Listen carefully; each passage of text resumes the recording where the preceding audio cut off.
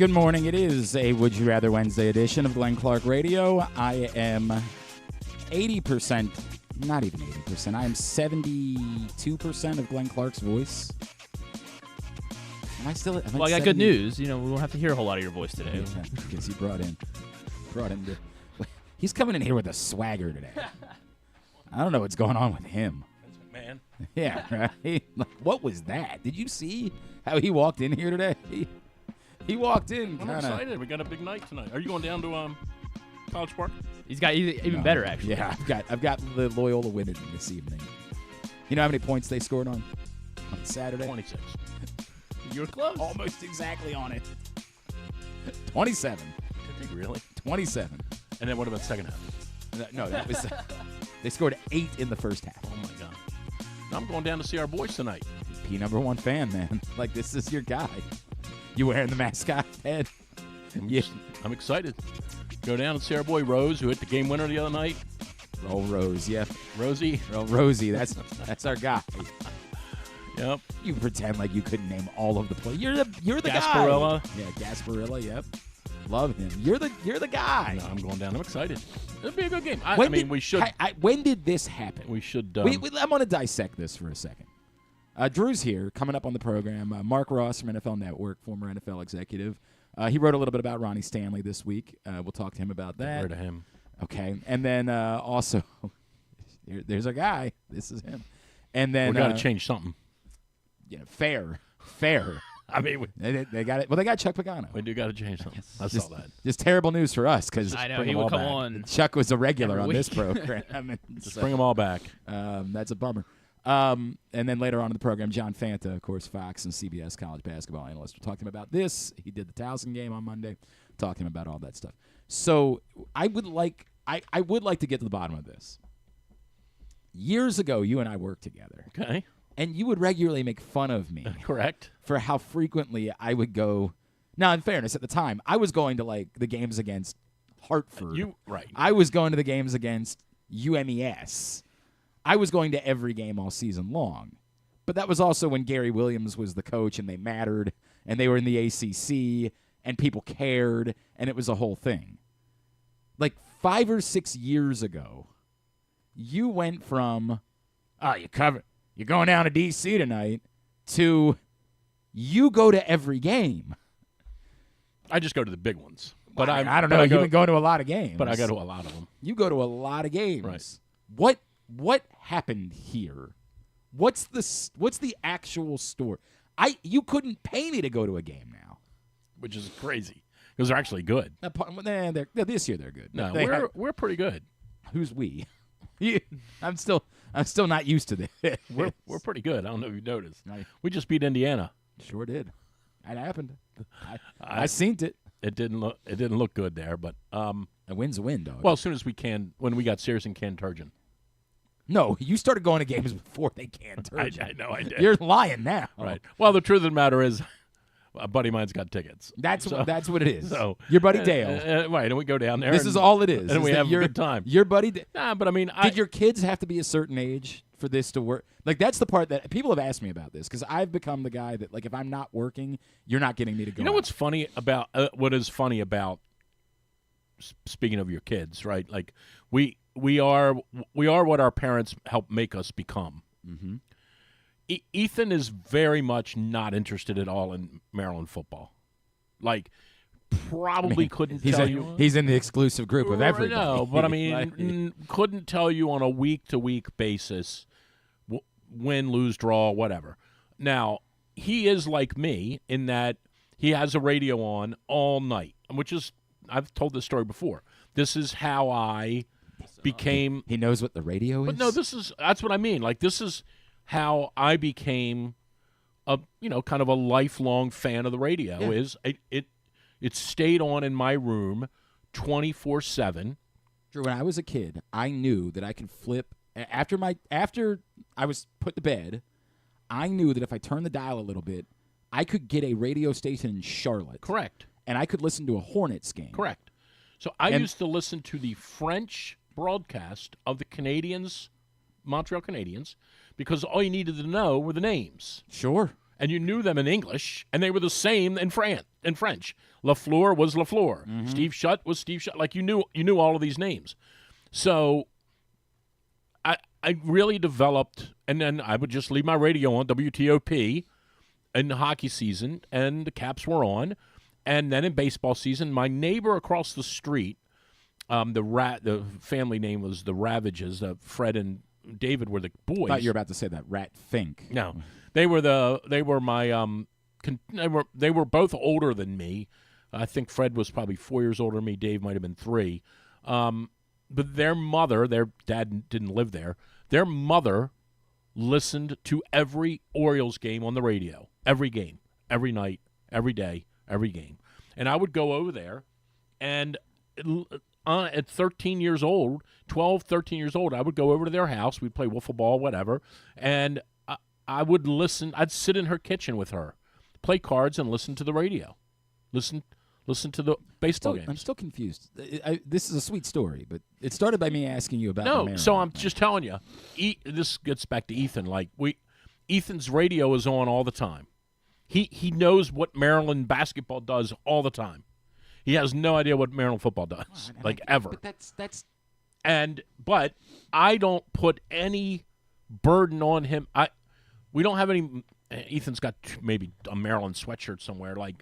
I don't put any burden on Ethan at all to be a Maryland basketball fan. Well, why would you? You were barely in. But that's my point. My dad didn't do that with me because my dad wasn't from here. Right. Your kids will become Maryland sports fans if you make them into that. My son, my I'm older just telling son, you. sat next to me, cuddled up with me on the couch on Sunday, and watched every play of the Indiana game, jumping off the couch.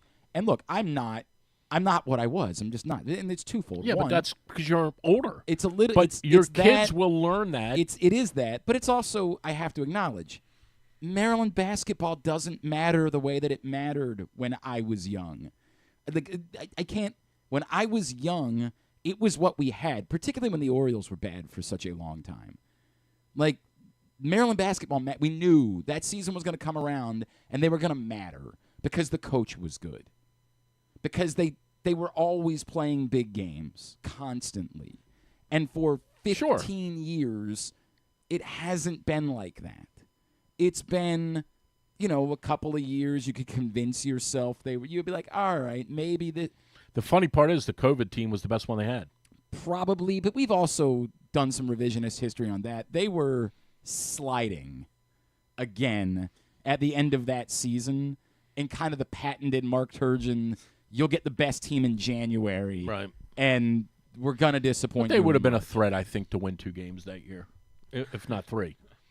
Maybe. Yeah, in Maybe. the tournament. Maybe. But anyway, your kids are going to grow up identifying with the sports programs that you push them towards.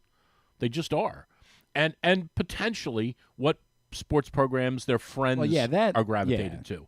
Now, in Ethan's circle at Calvert Hall, very few of them really care all that much about the Orioles. They all care about the Ravens. See, now that's interesting. They all care about the Ravens. Kids Ethan's age, don't necessarily care about the baseball team. They will, though, right next year and 2 years later when they realize that when they go to the games on Friday night, guess who else are there? Yeah, girls, right? Correct. Yeah, 100%. They're starting to realize that. Oh, I go to the baseball game it's a social event. and there's girls Right. there. That same dynamic is not in play in football. Football is wintertime. We're huddled up. We're Sundays. Well, yeah, it's about yelling and losing your mind and kind of the brotherhood of Right. Yeah. So the whole dynamic about Maryland in particular, I guess in this area, the football team, I don't think there is any hope for the football team. But for the basketball program, if they were to catch lightning in a bottle somehow and make a run in March, this area would be overflowing with Maryland fandom. Oh, 100%. Yes. But They would be over. It would be overflowing, right? And uniquely because there's no NBA, there's no NHL. Well, and uniquely because we don't, and this has always been this has always been my argument in my adulthood. When I was in the soccer team, I was both. Well, when I was with the soccer team, Maryland used to come and play a game every year. It was always in December. Right. It was generally a non-conference game against a reputable program. I can remember distinctly Oklahoma one year, Providence one year. Like Maryland would play reputable teams in Baltimore, and it used to make there was a UMass. Used to make me jittery, because I was always nervous that 11,000, 12,000 people come streaming in there means that potentially I don't have the same ability to grab those people on a Friday night this Friday to come watch a soccer game. Yeah, sure. I just went to a basketball game. I also liked it. I liked having the arena having significant events there, right? And that's always been my argument about why I think Maryland has missed the boat in Baltimore in particular with their marketing. In my lifetime, I think they've missed it tremendously. But we don't have the same enthusiasm for them here, in part because we don't have someone here ourselves. We with all due respect to all the local schools, all of them by which you and I over the years have treated with incredible amounts of respect, more than anyone else, I would say. You and I would say when I was on the air, it became part of what I did. Our former boss didn't like that. I hated it.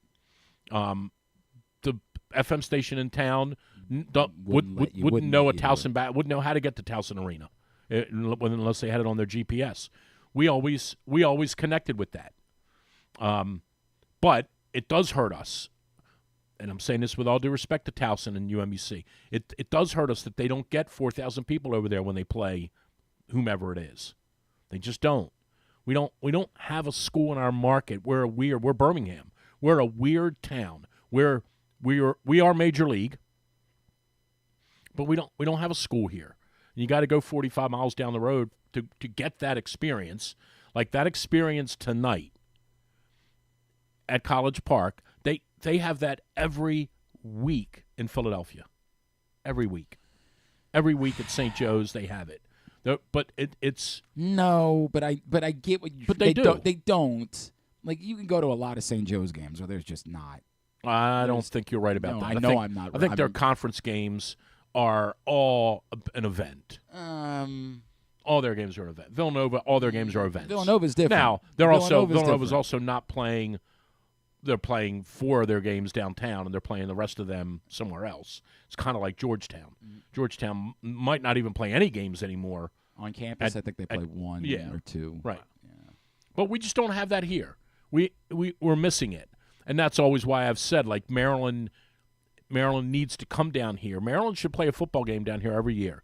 They should play up here. They should play a basketball game up here every year. Yeah, we've been through this a million times. Right. It's easy to say, and I mean, they're drawing 28,000 people for Rutgers in D.C. Right, and it's why not bring them up here? It's easy for us to say that until they have suites and they make all of that money, and they've got to make that money, and like it just doesn't work the same way. The Ravens aren't charitably saying you can have a game here, and we'll let you make all of the revenue. I would say it's because like the idea of it, yes, of course. No, but you're right about that. The actual doing it. It just our doesn't zero-sum cost at the stadium in College Park is it costs us $12,000 to open the stadium and secure it, and at Ravens Stadium it costs us $38,000. Right. Who's paying for the other $26,000? My argument would be if you could get the stadium. By the way, correct. I mean, I think everybody knows this. The dirty little secret is the football game. The Thanksgiving game is not played down there anymore because the Ravens. Well, none of them are. The state finals aren't played there. We're not doing that anymore. And you know why the Ravens said that? Because the field was trash. And so you know why the Ravens said that? Who got hurt? Well, the coach said, "What are we doing this for? We have a football game on Sunday. Right. Why would we be doing this? Right. This we have doesn't an make NFL any sense. football game on Sunday, and the field's no good. Yeah. And I have a running football team, and I'm going back 10 years ago, right? So along the way, it gets chopped up till eventually someone goes, no more games. This is amazing because the question again was what flipped for Drew. That was the question. He's getting there, all right? I'm not sure that he is. No. I don't think he remembers that's where it started. I don't even like the team. I just go to games to gamble on them. Yeah. You like him tonight? Oh, yeah, they'll win tonight. Who are they playing? They'll win tonight. They'll beat Wisconsin. It's funny you say that. I think, what is the line tonight? 3.5? Oh, I thought it was 3.5. I don't know. A friend of mine said it was 3.5. Yeah. You don't really stay up on those types of things. Not at all. It does fascinate me whenever you come in here like that. Like, are you excited about going to this game tonight? Genuinely? Yeah, you should be. Like, beyond... Well, I really... 5.5? Oh, wow. I'll take Wisconsin. I really like... Because I'm telling you, if I had nothing else to do... I love the atmosphere. And again, I will say, I'll be 62 tomorrow. I'm more melancholy about these things as I get older. When I was younger, it didn't resonate with me the way it does now. Like, that I'm going to go my entire life and not have... And part of this is where we live. I had 2 chances in my lifetime to move, neither of which I obviously did. I had a chance to go work for the soccer team in Buffalo, and I had a chance to go work for the soccer team in St. Louis, neither of which I took. The irony of both of those is, in neither of those towns is the university that overwhelmingly popular. Right. University of St. Louis basketball, maybe, but soccer is far more important in St. Louis. And Buffalo, the University of Buffalo, maybe. Like, that would be the irony. I'm going to go through my whole life and never have lived in a city where the college team is paramount or as important than the pro team. You know this. We talk about this all the time in Atlanta. Well, they're more, like, yeah. Right. Like more significant. Miami, the football program at Miami was always more important than the Miami Dolphins. It just is what it is, right? Like, so part of it is as I get older and I realize this, and I go down there, I'm both jealous about it, and I'm also like, I'm glad I'm watching it now, even if it's late. I'm glad I'm involved in it and I'm watching it, and it might have something to do with the maturation of my kids too. That's the part of it. This is gonna. Boy, I don't know what we're doing today. I have no idea what this show is. Well, I want to talk about Dylan Carlson. Okay, sure. Lots of stuff to say about Dylan Carlson. I think that's a diamond in the rough. That's the one. Yeah. I'm telling you, he's got a great arm. Here's the thing I would say. You're looking for a guy that can pitch and can... Oh, yeah. And you're looking for a guy that can pitch. Right. Yeah, I think of Dylan Cease. Is that the Dylan you're thinking of? But plus his brother, a hell of a hockey player. I do think there's something to do as your kids get older. This is the thing. For me right now, people say this to me all the time. They're like, you really don't go to the Ravens games? I'm like, I don't. They say, why not? I'm like, because I like sitting at home and watching the games. I like that. I went to the games. I was on the road. You'll enjoy going to the football games in 10 years. And that's the part that I haven't. Right now, you'll enjoy it. If tonight I wasn't, you sneak them a beer. When you sneak your kids a beer when they're 16. I didn't do that with Ethan. But in 10 years he's going to be 19. Right. Actually, his birthday is next week. In 10 years he's going to be 20. You'll enjoy going to the games though. And well, here's what I would say. I don't enjoy. I've said this before, right? I think the game, the property of the game, the actual game in the stadium, it's borderline awful. Right. It's too slow, too many stops. And the Ravens, and I can't speak for other franchises, but I assume they all are the same. Now, to be clear, I still like going to baseball games. That's the one thing that hasn't changed. I do too. But I'm going to tell you why that is. Today, going to baseball games. But I'm going to tell you why that is in a minute. Okay. Football, the product in the stadium is dreadful.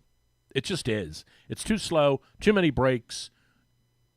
You're bunched up against a bunch of other people. Mm-hmm. If you have any, and I do, the weather if you always have sucks. any claustrophobic part of you at all, you're always in a line. You're always waiting. You're always standing around people you don't know. This isn't about COVID, but you never know what you're breathing in. It's just actually at football games, I know what you're breathing in now. And weed. Yeah, right. I mean, we can it. say it. Right. So the product at the stadium is no good. But I would say this.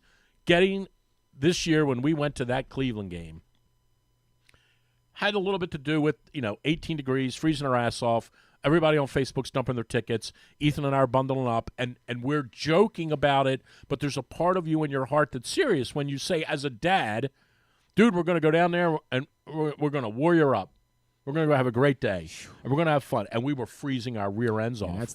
But we went down there. We got a sandwich in the sub shop beforehand. We had a great day together. And you'll see that when your kids are that age, it isn't. Ravens could have lost 34-10. Who would have cared? Like it's about being there with your kid. And I agree with that. It's about being there with your kid. Baseball's different because everything about baseball's different. The weather's different. Yep. It's generally not filled up. That's those two it's are generally probably not the two filled, biggest. and you can stretch out Yep. and relax, and it's But more even when it is, because we went to that Friday Phillies game last year, I took the kids, Right. and it was packed to the point where, like, I asked a friend of mine with the Orioles if they had any tickets, and he literally said, like, we're going to put you in the handicap seats because that's all we have left at this point. And even though it was packed and it was half Phillies fans and the kids were like, why are people cheering for the Phillies? Even then, the weather was still good. They were then mesmerized by the atmosphere. Like that's the first time they'd ever gone to a sold out, like intense atmosphere game, and like they were staring at it. Like they were. Well, there is something to be mind. said for in baseball, particularly the dichotomy between a lazy Tuesday night in July, right. when there's 11,000 people in the stadium and you got your feet up and there's no lines and you just go down between innings and get chicken tenders and come back. There is something to be said about the dichotomy between that and going there in October when the stadium wasn't filled, but was mostly filled. But the weather is the biggest one. The weather is the weather is 1,000%. 1,000%. I don't even. I mean, I go in October because it's still seasonal here. Mm-hmm. I would almost never go to a baseball game in April. I just wouldn't. It doesn't interest me. Yeah. In the same way that I generally, in October or November, and October wouldn't matter, but in November or December, if it's 29 degrees on a Sunday, I'm not going down there and sitting in the football stadium when it's 29 degrees on November the 25th and watching the Ravens play the Seahawks. I'm just not.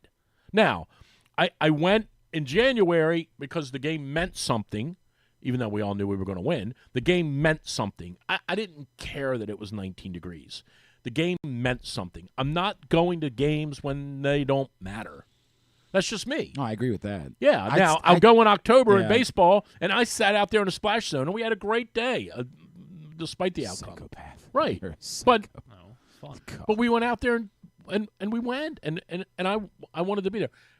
And again, some of this has to do with as you get older, and you realize some of these moments are more They're fleeting, right? fleeting. I get that. You want to be there. I selfishly, because I've only seen one, and I thought I would see another one. Maybe I won't. I'm clinging to. We can all now identify with, not quite yet, but we're closing in on being able to identify what people in Chicago and Boston endured with the baseball team. Right. I just want to see this. We're getting there now. Yeah. I don't know what you want to call it. Like our sport. I know in Baltimore we think we're like the greatest sports fans in the world. We are. Right. We're not Baltimore. I mean, we're not Boston or Chicago, but we do. You know, because we're not virulent racists. No, because we don't have the same overall passion. And some of us, yes. We don't sure. have the same overall passion for our teams. We don't. I don't know what that means. We certainly don't have it. We don't have it for baseball. I would say. I think it's easy to forget. I'm going to push back on that. I think it's easy to forget how easy it was to get a Red Sox ticket for years before the Manny Ramirez, Pedro Martinez. I would say to you that 11,000 empty seats last year in October would argue that with you. Again, we're going to do this bit for forever. Pretending like that is some knock, and that's not just the way it's going to be in baseball. Like, people don't care about the wild card series. They don't. It's not a thing. It's not the playoffs. It's fake. It's contrived. It is not going to. You are not going to see these stadiums sold out for the wild card series. You're not. You didn't see it last year. You're not going to see it moving forward. They're trying to charge you a boatload of money for these tickets. I think they should make it one-inning game. First team to score wins. That's it. Well, the Orioles still would. We could still be.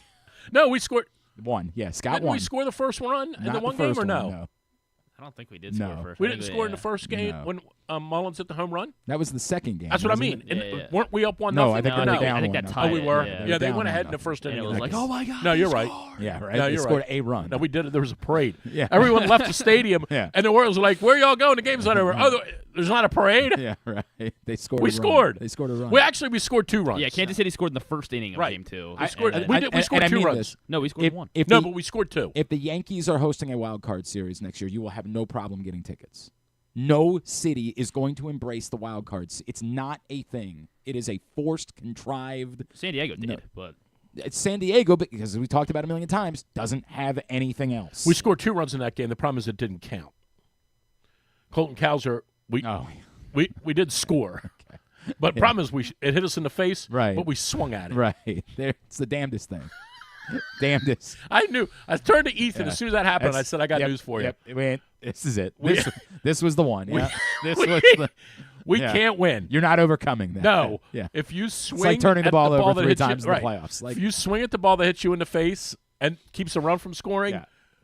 that's your this destiny. This is the Josh. Like, I convinced myself that when the Bills got the ball back on Sunday after the Chiefs only got a field goal, I was like, God damn, the Bills are going to win. Like, they're going to do it. Forgetting the football gods would never allow a quarterback who had thrown 8 passes that should have been intercepted to end up winning that game. The first 3 series, Kansas City should have had 3 interceptions. The game should have never been It close. was incredible.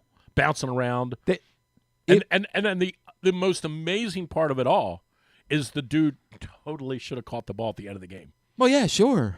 Allen Yeah, just heaved it up there, but and he again, was open. Like, if they had won that game, I would have had to say there are no football gods. They don't exist. Right. Like, that had to be the result of that. I- You can't play that poorly and then just be allowed to win the game anyway. Like, you can't. It Right. doesn't work that way. That has to come out in I the think wash. Philadelphia might beat them. Maybe. I do. Maybe. I think they But might I'm beat gonna them. bet I think against I know, I would not bet Yeah, on like, that. I know, but I think they've got Philly's weird. They're Right. I understand all Trey of it, Wingo but- had some stat the other day, and it was that in the history of teams that have been like trailing by 1 score in the fourth quarter of playoff games, it's like, you know, teams go on and they I don't know, they win, they like tie it or get the score they need in like 40% of chances. You know, Tom Brady's really good. He's like 6 for 11 or something. Drew Brees was like 3 for 6. Mahomes is 7 for 7 in those situations. Man, He has not been defeated. Like, Well, right. You'd have to. You would have. overtime is the only time he's lost in the Correct. playoffs. Correct. He's never that fourth, lost yeah. a regulation game in the playoffs. That's a fact. And until it happens, like, yeah, to your point, I think Philly is loaded. I think they've got everything. They make it so it's really 1st and 8 every time they have the ball. I think there's everything to like about Philly. And I assume Patrick Mahomes is going to win the game. he is really I can't, you know, we're far be it for any of us to laud that dude anymore than he's getting. He has really reinvented himself in a very interesting way. And I would say this is the best I've ever seen him. This is the best I've ever seen Mahomes play. And he was Lamar at the beginning of his career, meaning he just ran around and did stuff and threw it and ran and was electrifying and just, I think you talked about this last week. We're talking about the MVP awards. He just he's doesn't like, care. I don't care. Yeah, I'm I'm just- only going to throw the ball 20 times. I'm just going to win. Care. I'm just Yeah, I going don't to care. win. It's 3rd and 1. I'll run it. Yeah. Like, he has really done. He is something else, man. It's pretty remarkable. And whether or not it's their play calling or their execution, when they need, and go back to last year when I forget what it was, 3rd and whatever, and he threw that ball over Ronald Darby's head to Valdez-Scantling, like, to seal the game. When they have to put you away, and maybe that's the summary of this whole thing. I haven't seen someone finish other teams like they do. When they have to do it, we got to get this stop. Now, you're going to argue the other day, they didn't get a stop. The kid dropped the ball. Well, okay, maybe, but they got to stop. When it's 3rd and 1, they run around the end. They get it. Yep. They get 3 yards. When it's 4th and 4, Yeah. they figure out a 5-yard pass to whoever.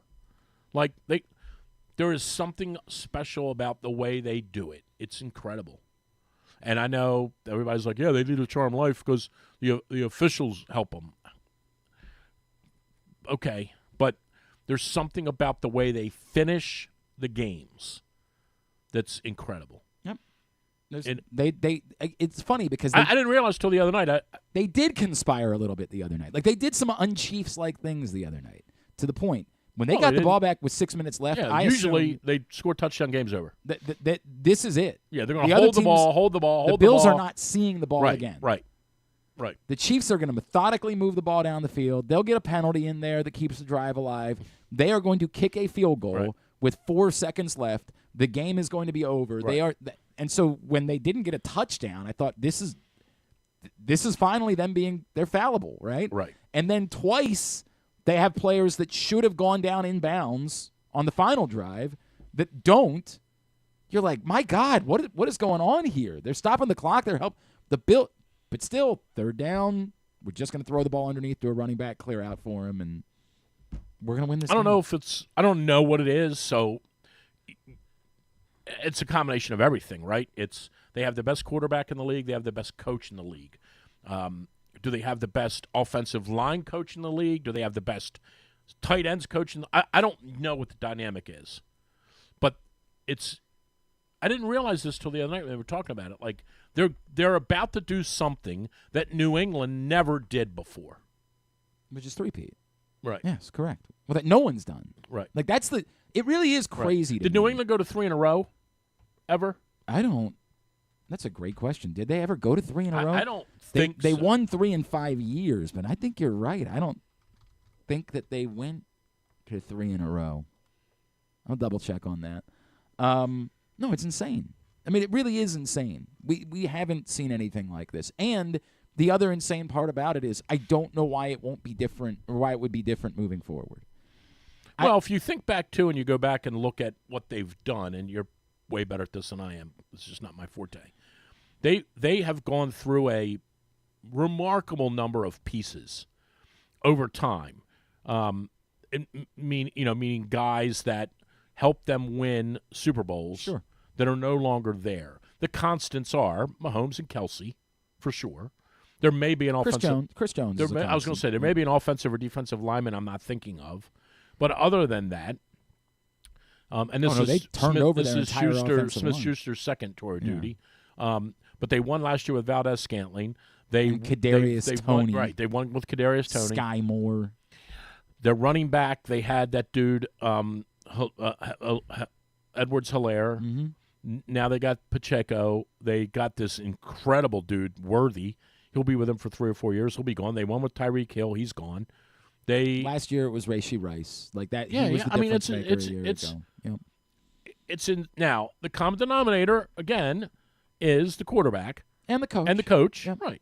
But they move all these pieces around, and it never seems to change anything. They just somebody's. And here's the dirty little secret. Now, the other night might have been an outlier for them, but for the most part, their defense in the regular season is always just kind of okay, and usually they're putting up 30 or so. They didn't this year, but their defense always rises to the occasion in the postseason, which is what they did to us last year. Yep, it's nuts. It's nuts, man. It's nuts. Yeah, they're going to win 42-10. They're not going to win 42-10. They're going to win. No, I'm telling you that I one-score game. I have this weird feeling. I think the Eagles are the most comfortable one-score win. Are you as deflated as everyone else is? Like around town, it's just you don't care. Like if somebody said, "Hey, we're going to throw a Super Bowl party," you'd be like, "I'll show up," but there's just no. You're saying deflated because we could have been there. Because it's again the Ravens couldn't get there. There's no embraceable. This is the problem. Like, yes, I think, and we'll get to it in Would You Rather Wednesday. I think people around here would prefer the Eagles win, but there's nothing embraceable about the Eagles. This isn't. If it was the Lions against the Chiefs, then the country would be embracing the Lions. Everybody would say, "Hell yeah, man! I hope the Lions win." That city's been miserable for forever. Give them something to feel. The Eagles just won the Super Bowl a few years ago. There's no player on that roster that you look at and say, man, he's approaching the end of his career.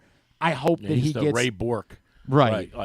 Like Saquon's likable, at least. Saquon's likable. I would say Saquon is. But he's not. This is his last good chance to get one. Like there's just nothing there that Why did the makes Giants you. let him go? By the way, what? No, I'm asking. Like, what happened there? Because They decided they had paid their quarterback. Joe Shane So it was a didn't wanna- money thing for them. It was a little bit like the Derrick Henry thing with Tennessee. Or did they think he was done? They decided that they didn't think it was worth paying that much money to a running back. That their team needed to be built around the quarterback. That everything had this. We spent all this money on this quarterback. We got to build it around the quarterback now.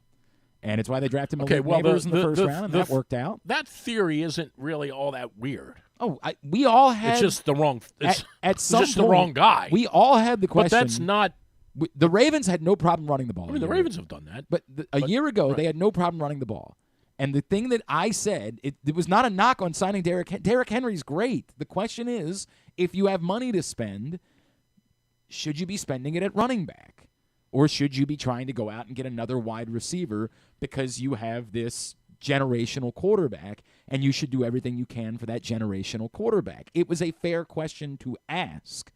It is interesting now after this season, will it change? Will life change for running backs? Will every other team look around and say, all right, we zagged too far? It was part of what the Ravens, their calculus was a little bit about Derrick Henry. Well, the interesting thing is there is a little bit more of a proliferation of quality running backs in the league now, I think. But the question also is, what's their shelf life? This kid in Buffalo is a nice running back. The kid in Philly is a good running back. I mean, and DC is a good running back. The running backs in Detroit, in Atlanta, they've got Rams. a decent one. Like, yeah, I mean, the question is, and this always happens, right? What's their peak? Is it 3 years or 8 years? Now, Henry and Barkley, it might be 8 or 10. Right. But most of these guys, Detroit's got to go in, right? Most of these guys, it winds up being 4 years. If they get a second contract. Or at least it had been. Or we decided that to be fact when it wasn't really fact. Right, well, that's your point. That's the whole thing about the Giants. Like, you gave up on this dude. Forget what you did with the quarterback. Right. But you gave up on this guy. He's still got 5 years of football left. And the reality might be, like, that we talk about wide receivers falling off a cliff at the age of 30. Like, that's a conversation that's now quite loud, right? Outside Mike Evans, yeah. Other than Mike Evans, sure. But, like, Devontae Adams, who all of us would have been willing to, trade everything DeAndre for. Hopkins, yeah. DeAndre, like, these are guys that we were there's another name they're going to win with. Yeah, DeAndre Hopkins. No, there's another name. Like I understand. They took that guy and when Julio Jones was available a couple years ago and the Titans traded for him, everyone in this city they're going to the Super Bowl. would have given up anything for Julio Jones. It really does become a question. I think the big story this offseason will be, does the disparity between wide receiver and running back get a little bit closer? Because part of the Ravens' calculus was, you guys are paying insane amounts of money for wide receivers. You're lifting the bottom of the wide receiver barrel up to an unreasonable. You're paying ridiculous money for wide receivers that just aren't that good because you're saying the position is so important. And in the process, you're lowering the value of really good running backs. So we're going to take advantage of that. We're going to step in and say that's a market inefficiency. But yet Kansas City changes theirs every year. Well, Kansas City's. But that's what I mean. Like, they do everything different than everybody else. Right, but it is interesting. I mean, it all starts with the quarterback. But to the point, Kansas City also constantly drafts wide receivers. Like, they consistently draft wide receivers. Right. This is the old Steelers philosophy, which is they're not maybe paying big dollars for wide receivers, but they let the best one in the entire league go. Yeah, they did. They did, because they weren't going to pay that insane amount of money. They'll just go get Xavier Worthy. And they just said, we'll draft Rashee Rice. We'll draft.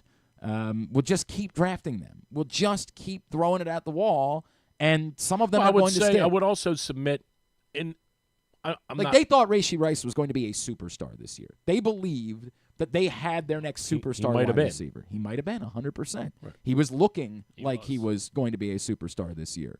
They believed they had done that because they kept drafting. Where did the wide Ruggs receivers. kid play? The Raiders? Yeah. Or Falcons? Raiders? Raiders, yes. So he I mean, all joking aside, he's going to be available in a year and a half. Is he? 26. End of 26.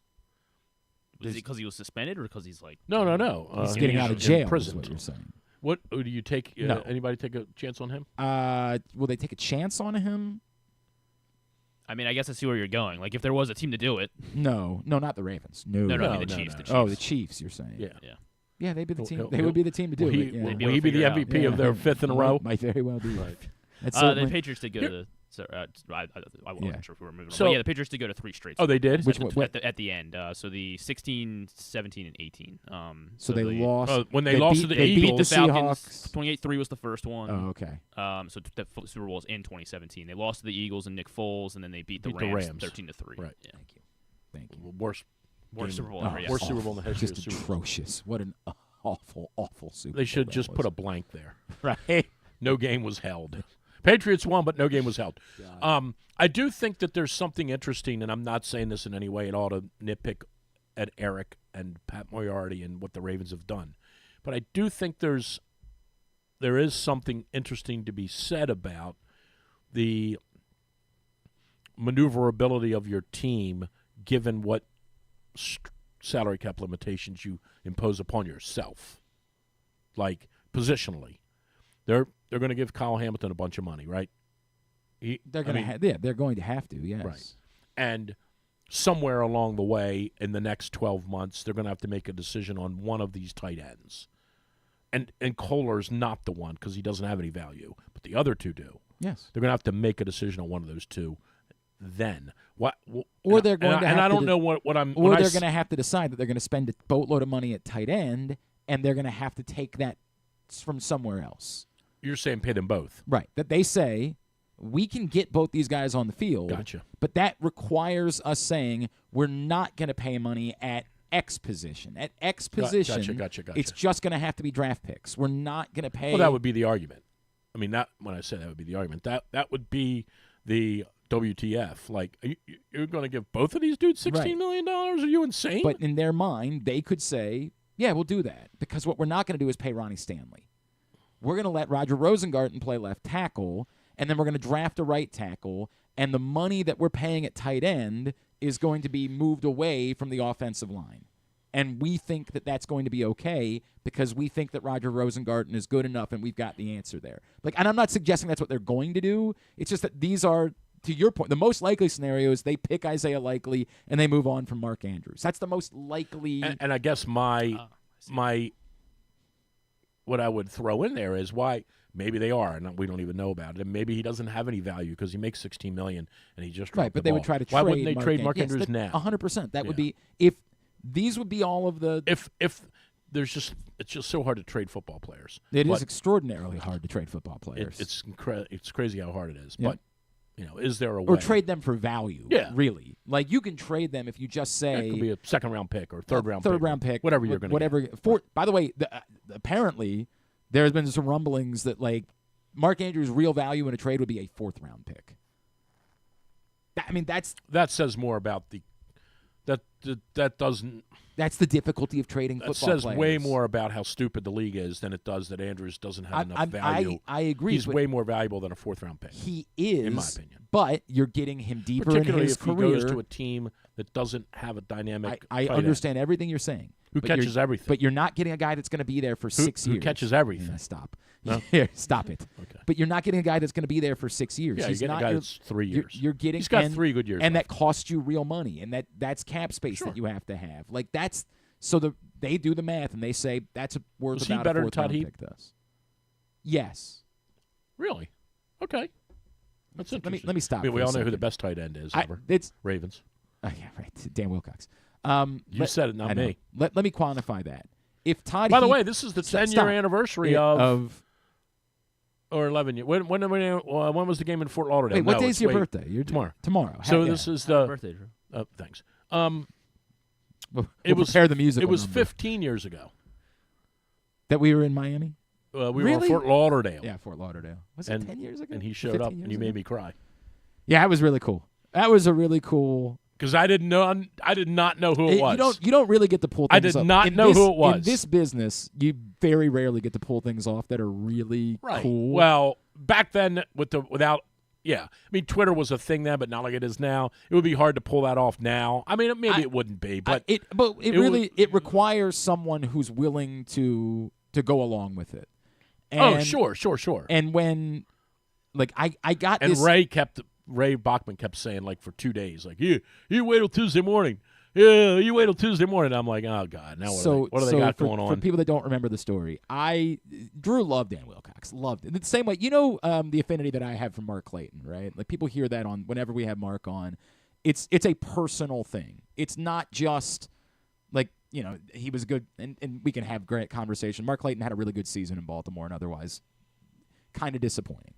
But Mark Clayton, the person, is one of the greatest human beings I've ever gotten to know. And when I showed up on the Ravens beat, immediately, and I'll give Casey Willett some credit for this, Casey said to me, dude, just go over and talk to Mark every day. And you're going to learn things, and it's going to make you more comfortable in the locker room, and he'll introduce you to other guys. And Casey nailed it. Day one, I walked over and introduced myself to Mark Clayton, and every day I spent 30 minutes talking to Mark Clayton in the locker room when we would have those awkward, like, nobody's talking, you're just standing there like a doofus. I never had to have that because I just walk over to Mark Clayton. Ed Reed's got his hood over his face, right. So you can't talk to him. Ray's in the corner, can't talk to him. Drew had this incredible affinity for Dan Wilcox. And, like, when we were in Pittsburgh and Joe Flacco throws a touchdown to Dan Wilcox, Drew was crying. Like, Drew. First one ever. Loved Dan Wilcox. That's how Joe started his career. So the week of the Super Bowl in Fort Lauderdale, I get a message from Dan's guy who's like, hey, are you guys going to be down there for the Super Bowl at all? Because Dan's thinking about going down there, and, he'd come over and say hello to you. And I said back, like, Glenn said, is he bringing his wife? Yeah, right. Yeah.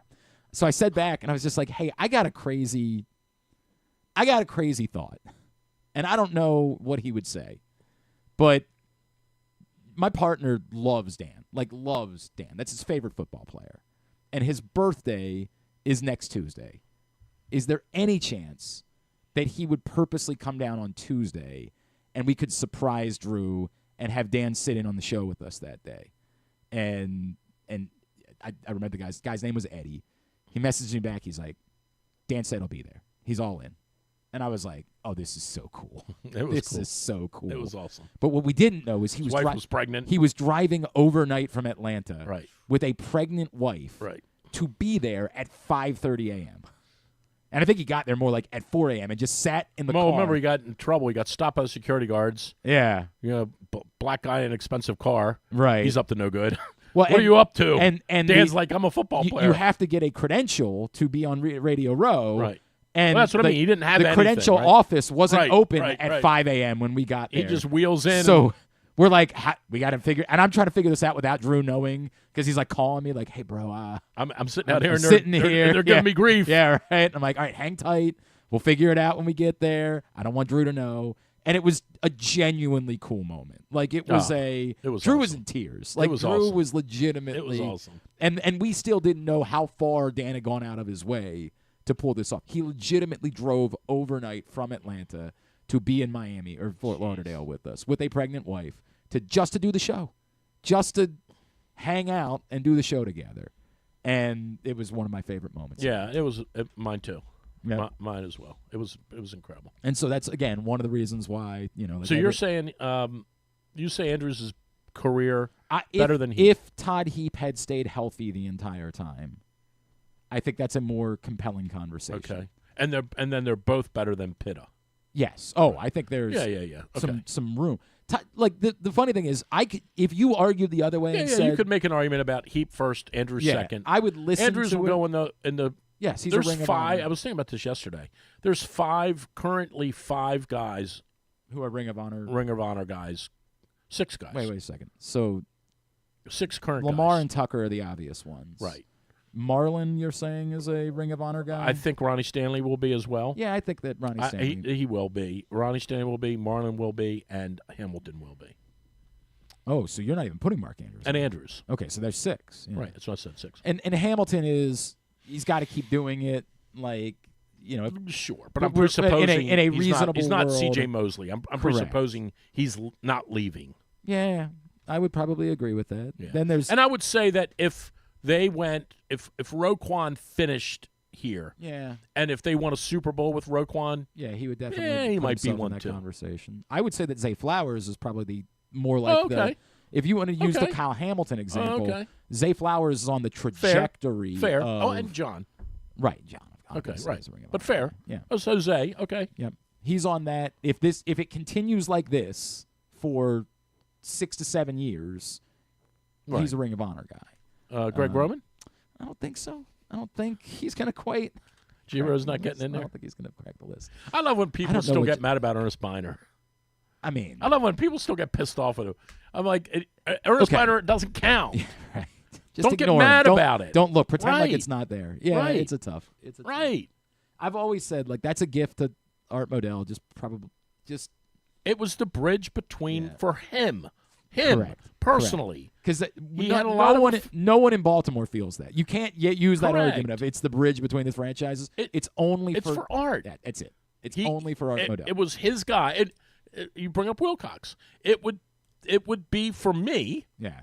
Now, Yeah. Ernest Biner they, was. They come to Drew Forrest say you're allowed to put anyone. Yeah, I mean, but Yeah. right. But Ernest Biner was a very good running back. He was a good football player. Unfortunately, he fumbled the ball. But it was Art saying that Cleveland meant something to that the Browns and Cleveland meant something to me. Yep. And I want that here. And I'm allowed to have that here because I own the team. Correct. Had nothing to do with Ravens, Browns. And I'm the reason you guys have a football Correct. team. So. And so give me this. Right. Correct. All right. I have no idea what this hour was, but we did a lot of things. We talked about a lot of topics. Today's show. Did you just watch TGL? No, I didn't watch it, but apparently a lot of A people lot of people did. did, yeah. A lot of people did. Tiger and Rory. Yeah. That's all you need every week. I guess, right? Like just all let you those need. two guys play Golden Tee, and we'll see how it That's goes. all you need. Tell everybody about the CIAA tournament, please. It's coming back to Baltimore as we welcome the excitement of the Food Lion CIAA men's and women's basketball tournament back to CFG Bank Arena February 25th through March 1st. Your tickets, they're available now at Ticketmaster.com. Again, go to Ticketmaster.com for your tickets to the Food Lion CIAA men's and women's basketball tournament at CFG Bank Arena February 25th through March 1st. Who are we taking in that? Who in we the like? CIAA tournament. I'm a Claflin Bowie? man. I'm always a Claflin. Everybody knows that about me. Big Claflin guy over here. Bowie State. Anyway. I like Bowie State, too. Yeah. The Hampton, Sydney. I don't think Hampton Sydney plays in the CIAA. I'm just guessing. All right. How about Towson rolling through the CAA? Yeah, 7-1, baby. 7-1. I'm not doing my NBA minute. Oh, 15, I thought. I tell you what, No, we're gonna talk to Marc Ross. Okay. NBA corner. But you haven't prepped it. You're gonna prep it while I'm talking to Marc Ross. No, I'm not. I got it all. I'm ready Oh, to go. yeah. Who's the guy from the Rockets that hit the game winner the other night? I couldn't even tell you. No, he's a phenomenon. Eamon Of course Thompson? it's Yeah, Thompson. Yeah, you totally knew that, which is why when I asked the question, Well, I didn't hear what you were saying, but I'm ready with NBA corner whenever you are. I can't wait for Don't this. act like I don't know who Eamon Thompson. He's on my dynasty basketball team. Of course. I understand that, but you didn't know he hit the game winner. No, to I beat don't. the I just see that he had a lot of. Or sorry, Just to let beat me the do it I just see now. a lot of points. Celtics. Why don't you let me do it now? Because No, we're not. Well, We're going to talk. Shut up. We're going to talk to Marc Ross. Then we'll do NBA Minute with Drew. And we'll get to Would You Rather Wednesday as well. I'm That's all telling on the you. way. Stop it. It is a Would You Rather Wednesday Get it edition sponsored. of Glenn Clark Radio. Treat yourself and taste the Baltimore tradition that is the legendary Costas Inn. Hey, it's Stan the Fan Charles. For over 50 years, the Costas Inn has been a Baltimore original, dishing out their amazingly scrumptious, fat, award-winning crab cakes and steamed crabs. Every season is crab season at Costas, so make your plans now by calling 410-477-1975 and reserve your taste of heaven. Sit back, crack some crabs, and watch the Ravens chase down another title on Costas' 15 TVs. On Monday nights, Costas offers their half-pound jumbo lump crab cake with 2 sides for under $30, and there are nightly specials Monday through Friday. So head on down to the Costas Inn at 4100 North Point Boulevard or visit them at CostasInn.com. Make the most out of every day in your Toyota RAV4. Available in hybrid or gas-only models. A RAV4 can get you where you want to go in style. Check out buyatoyota.com for deals on new RAV4s from your local Toyota dealer today. The votes were all counted, and the results are official. Royal Farms was named #1 for food in the USA Today 10 Best poll, receiving more votes than any other convenience store chain in America. The next time you want to get some good food fast, doesn't it make sense to go to Royal Farms? Voted best in the USA and home of world-famous chicken. Real fresh, real fast. Royal Farms. The latest edition of Press Box is available now, and it's our very special Best of 2024 issue. On the cover, we celebrate our Mo Gabba Sports Person of the Year, Lamar Jackson, as Bo Smolka profiles what the quarterback means to the community beyond the football field. Also inside, we celebrate the top people, performances, and moments of the year in local sports. Press Box is available for free at over 500 area locations, including 60 Royal Farm stores, and you can always read the entire issue and find the best daily coverage of the Orioles, Ravens, and Terps at PressBoxOnline.com. Need a trophy or award that's as unique as the achievement? Look no further than Crown Trophy. With locations in Owings Mills and Gaithersburg, they specialize in custom trophies, plaques, and medals for any occasion. From sports and academic awards to employee recognition and corporate gifts, visit crowntrophy.com today and let them help you create a lasting memory for your school, team, or business. Crown Trophy is a proud supporter of the Maryland Public Secondary Schools Athletic Association. crowntrophy.com. One of the things that's definitely wrong with this country is that this dude still has a job somehow, some way. Glenn Clark. Back in here on GCR, Drew Forrester is with us on a Would You Rather Wednesday edition of the program. I just got the scenarios up on Facebook. I'll post them on Twitter in a second. Get your responses in. Somebody's winning a $30 gift card to Glory Days Grill. And we are pushing towards high school basketball season. Plus, by the way, how does this work when there's a new coach at Calvert Hall? Do you met him yesterday? But like, who's in charge of the hazing? Who has to tell him to go up to the 8th floor? No. Met him yesterday. Good man. Played at Lehigh. Oh, come on. Somebody's got to be in charge of. No, we can't do that. Not anymore. Those days are gone, dog. Well, not like I'm not suggesting that you're gonna, those days are gone. Do something with a broomstick. I'm just saying, like, there's. I met him. I shook his hand, and he goes, "I know all about the Turkey Bowl." Okay. That's what you. He goes, I know all about the Turkey Bowl. All right, that was what. So then you were out of material because that's all you got to really say over there is all right. Turkey Bowl. I get it. So yeah, but I met him. Nice man. If you want to find out more about Ty Ward, the new football coach at Calvert Hall, all that you can find at countysports.zone. It's proudly sponsored by your local Toyota dealer and buyatoyota.com. By the way, there is, speaking of high school basketball, you want to go to County Sports Zone and check it out. There are some incredibly entertaining and very highly skilled high school basketball going on right now in the MIA. Mount Carmel, Spalding, St. Francis are absolutely phenomenal. Mm-hmm. Phenomenal. St. Joe's down a little bit this year. They play Calvert Hall tonight. They're down a little. Still very dangerous, but they're off their mark a little bit this year. But those other three are absolutely, and John Carroll's good too. The level of basketball in the conference this year is very, very high. And we're getting into the nitty-gritty, getting into the playoffs. Yeah, so find out more. Go to countysports.zone, proudly sponsored by your local Toyota dealer, buyatoyota.com. Our next guest, of course, you see him on NFL Network. Read him at NFL.com. He is a former NFL executive and a two-time Super Bowl champion with the Giants. He's Marc Ross, and he's with us this morning here on GCR. Mark, it's Glenn and Drew in Baltimore. It's great to chat with you, man. Thank you for taking the time for us. Of course, my pleasure. Mark, I was reading something that you wrote this week in NFL.com about players who have earned big money contracts, and it starts, to me, the most fascinating thing to start the offseason for the Baltimore Ravens is Ronnie Stanley, because to the point, after everything that Ronnie Stanley's been through, he reminded you that he's still Ronnie Stanley this year. And right. and this is a priority position for every team in the league. But I think a year ago, most of us in Baltimore said the Ravens are going to draft a tackle high, thinking about, is he going to be our future left tackle? So I think this actually becomes a really compelling conversation of, given his injury history, can the Ravens pay this much money to Ronnie Stanley? Or do they have to say, we drafted Roger Rosengarten, the plan was for him to be the tackle? That it's just not a reasonable way for us to spend what's going to be an extraordinary amount of money, knowing that the history of Ronnie Stanley suggests that as good as he is when he's on the field, there's probably going to be some more time where he's off the field. Yeah, and this is why it's so hard to be a general manager or front office executive, because you have to make all these decisions, and when you're a fan, however it turns out, you either criticize it or praise it, but when you're in the real moment of making these decisions, it's super hard. You just laid out all of these intricate reasons, and they all make sense on different levels for Ronnie Stanley and the Ravens and what makes sense. But, eventually they're going to have to sit down, Eric and Harbs, and say, okay, what is best for this organization? And can we spend this money, as you said? And, the thing about Rosengarten drafting his replacement, then you didn't even bring into, okay, now who takes over for Roger at right tackle? If he goes to left, now what do? We have a hole there at right tackle, and we either have to draft or find somebody in free agency. So, yeah, this is definitely a fascinating situation where you have a proven players. It's not as if you're paying a player.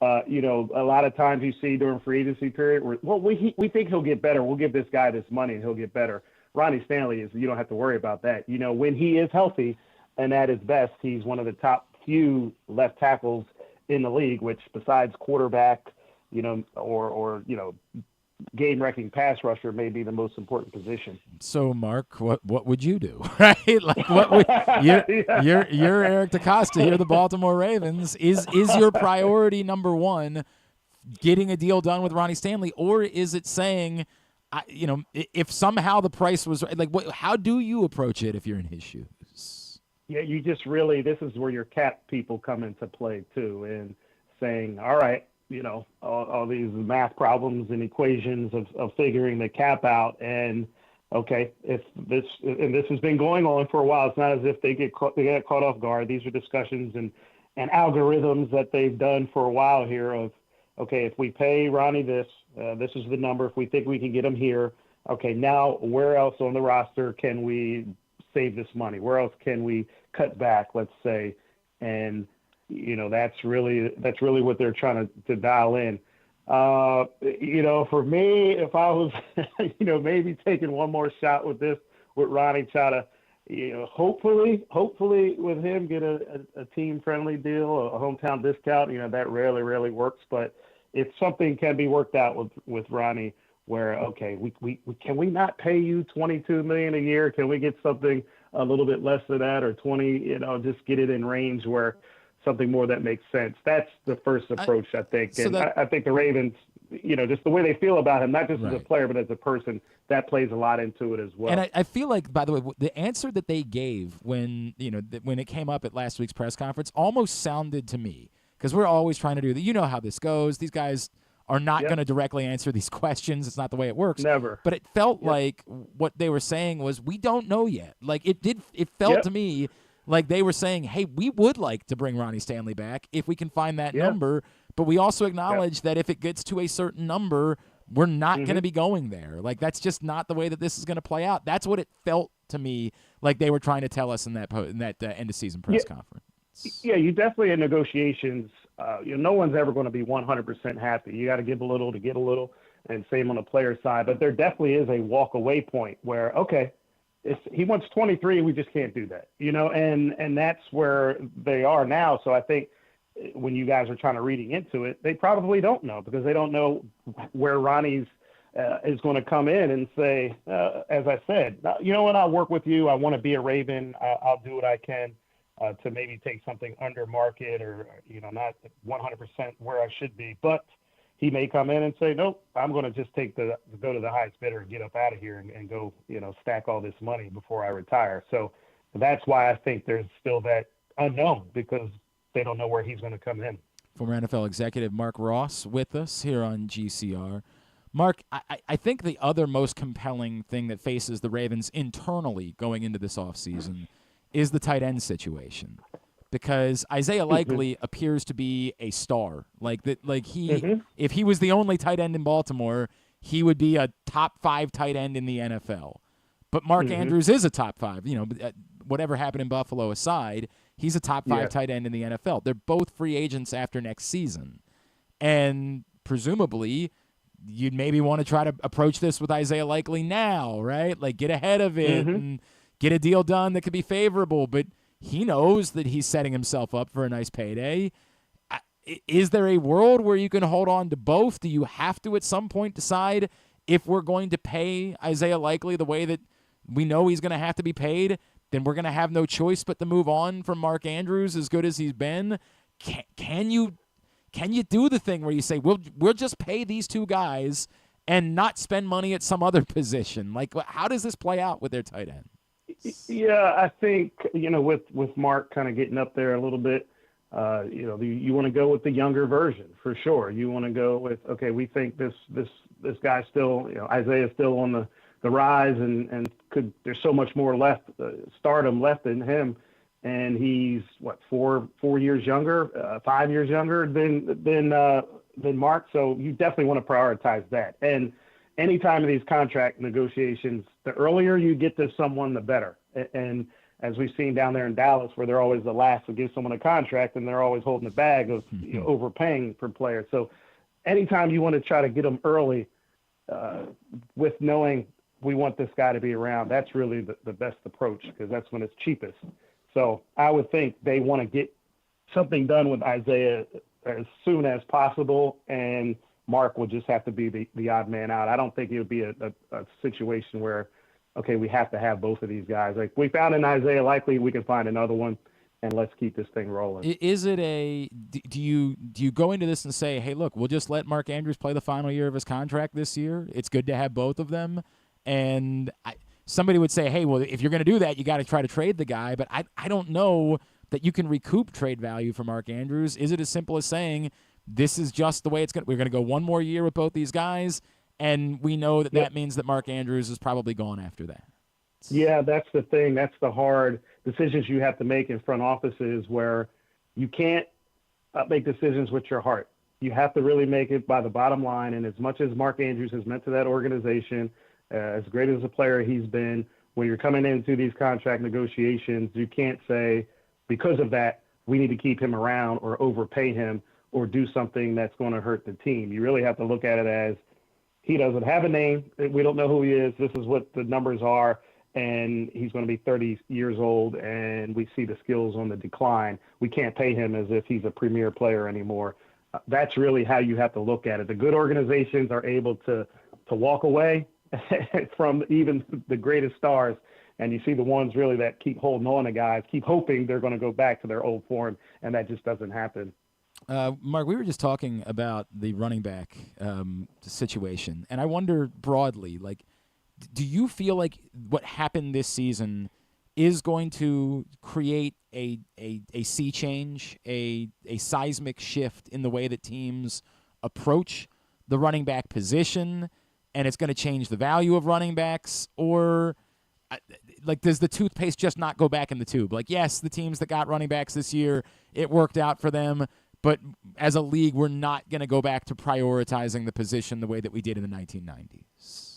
Yeah, that was, I keep hearing this, but, all the Derek, Saquon, Jacobs, those guys were great players, and Derek's always, produced no matter where he was. But the case like Saquon, he's second pick in the draft, the talent's always there. You always saw it, just stuck in a bad situation.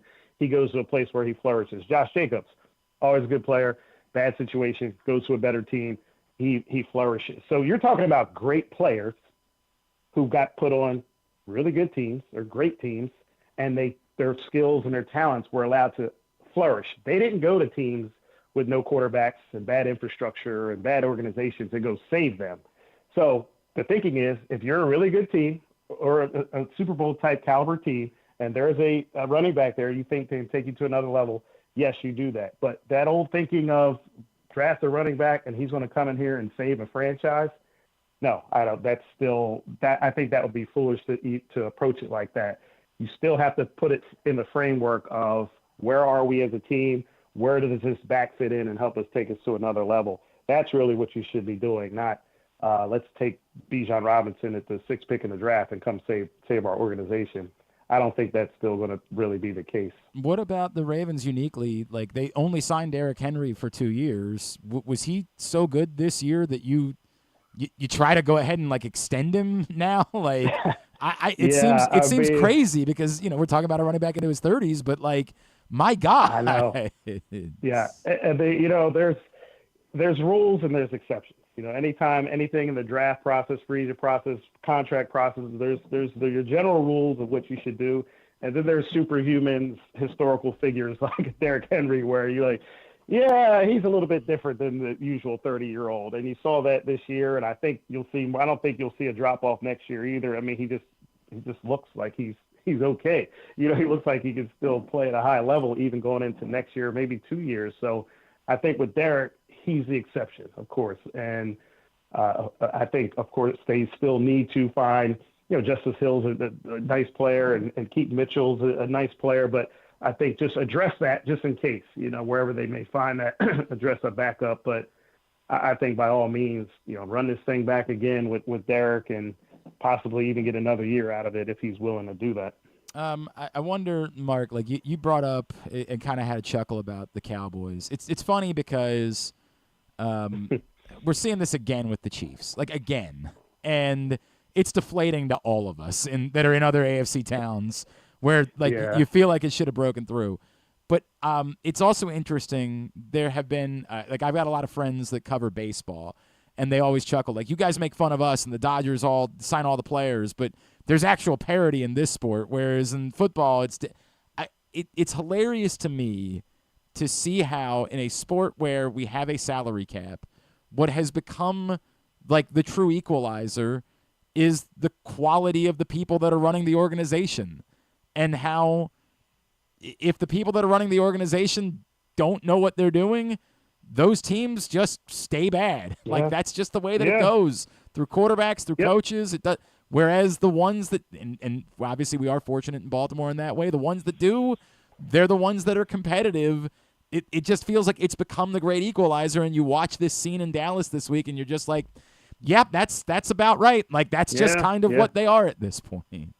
Yeah, you know, for sure. And you guys are lucky there, where I always talk about the Ravens and as being the franchise that everyone should emulate. You know, you're the one of the two teams that I always talk about, and I want you guys to win a Super Bowl. Actually, I thought you was this year. But anyway, I digress. Thanks for the reminder. Thanks. Yeah, I know. But then I think there's no better example than this year's hiring cycle of head coaches, where opposed to how it's bad teams and good teams. Look who was in this hiring cycle: the Cowboys, the Jets, the Raiders, the Bears, the Titans. Like, what's the common theme here? They got bad ownership, and they're not run very well. You know, so it's like this was the year of all of that coming together, where like just all of the bad teams at the same time, and there's a common theme. And I know working for the NFL, you're not supposed to talk about owners and shit, but and they get a pass all of the time. But these coaches don't hire themselves. These GMs don't hire themselves. It really comes down to ownership, and I think that's really something that does not get talked about enough, that it gets overlooked, that it all starts at the top, and the decisions that the owners make. The Jacksonville is in that mix too. I forgot about them. And if you just look at, you know, I don't never see Steve Bisciotti anywhere. Maybe you guys do down there, but just on a national scene, we don't. No. But I always see Woody Johnson. I always see Jerry Jones. I always see Shad Khan. I always see Mark Davis. Like, why? You know, get out of the way, hire good people, let them do their jobs. Mark, what all can we plug for you, man? Oh, man. You know, kind of slow right now, so we get this draft coverage started up, be on path to the draft, and but the insiders on Mondays and various days of the week. So, and NFL.com put out a lot of articles there, as you guys just saw. So glad you guys read it. Oh, I appreciate it. At Marc Ross is how you can give him a follow. Mark, really appreciate you taking the time for us this morning, man. Let's talk again real soon, all right? Anytime. Thanks, buddy. Marc Ross with us here on GCR from NFL Network. Appreciate you taking the time. Yeah, I mean, it was tough to get him to pin down on what do you do about Ronnie Stanley, because I do acknowledge, like, what he's saying is true. This is a very difficult decision to make. The question to me is, do you prioritize trying to get a deal done, or do you prioritize saying, as of a year ago, our plan was that we were going to be moving on from Ronnie Stanley, and we're not veering from that plan just because he had a good season? And for me, I think I default to where Marc Ross is, which is you try. You go try to get something done with Ronnie Stanley. You try to figure out if there's an in-between. If he likes being here, if, you know, he thinks that they're close to winning a Super Bowl, and you can find something that's in between. Maybe you threaten the tag, but you know, you certainly don't want to have to pay him the tag number. That's what, $25 million for next year. You certainly don't want to do that. But, like, do you try to get something done and just say, if there's no budging, if he's saying, yeah, I'll play for you for $25 million a year for the next 5 years, do you just say, we're not doing it, and it sucks, but we're not doing it, and that money can be better spent elsewhere? I think it's fascinating. But I mean, some of that is on him too. Yes, I mean, of course. Right. Yes, 100%. It is definitely on him, right? Somewhat, and I'm not going to default him if he said, or not going to blame him if he says, "No, dude, I'm a really good football player at a priority position, and I can make a boatload of money, and I'm going to go do that, and I'm not. My priority isn't going to be helping you. Good luck. Take your toe with you." I hear you, but they're a better football team when they have Ronnie Stanley on the field. Oh yeah, when he's healthy. Both of these things are true. Sure. All right, I don't know why we're doing this. Do you have music or theme or something you could play? Hang on. I think I got a good one. Real quick. If you haven't picked up the print issue of Press Box yet, it's available for free at your neighborhood Royal Farms and in the hundreds of locations around town. And we are getting into the final days of this print issue, the best of issue of Press Box, before it'll make way for a new print issue. So make sure you go get that. Lamar Jackson or Mo Gabba Sports Person of the Year on the cover. Go get the best of print issue of Press Box today. Read it all, PressBoxOnline.com. So he threatened this segment weeks ago, and then I called him out on the fact that they did not prepare it. He says he's ready, and by that he means he didn't bother jumping in on the conversation with Marc Ross so that he could look up and find out what was going on. Here it is. Well, you were hogging the whole thing. Yeah, I was hogging it. You never looked up from your phone. I'm talking to people. Yeah. People are asking me about the football coach. Sure. Here he is with NBA Corner. I give you Drew Forrester. Forgot my middle name. Hoops. Hoops. Hey, man, who's that cat coming down the street? I don't know, but it sounds to me like what is that this? man with the ball. I know it's Sweet Georgia Brown, but what's Thank you, Glenn. The intro. The basketball world continues to mourn the death of Kobe Bryant, who passed away on January 26th several years ago due to a helicopter crash in Los Angeles. The Wizards. You don't know why that's funny, though. You didn't hear Corey Alexander the other night. No. Can you pull that up? No. I'm going to help. I'm Let me do my NBA I'm going corner. to help you with NBA Corner.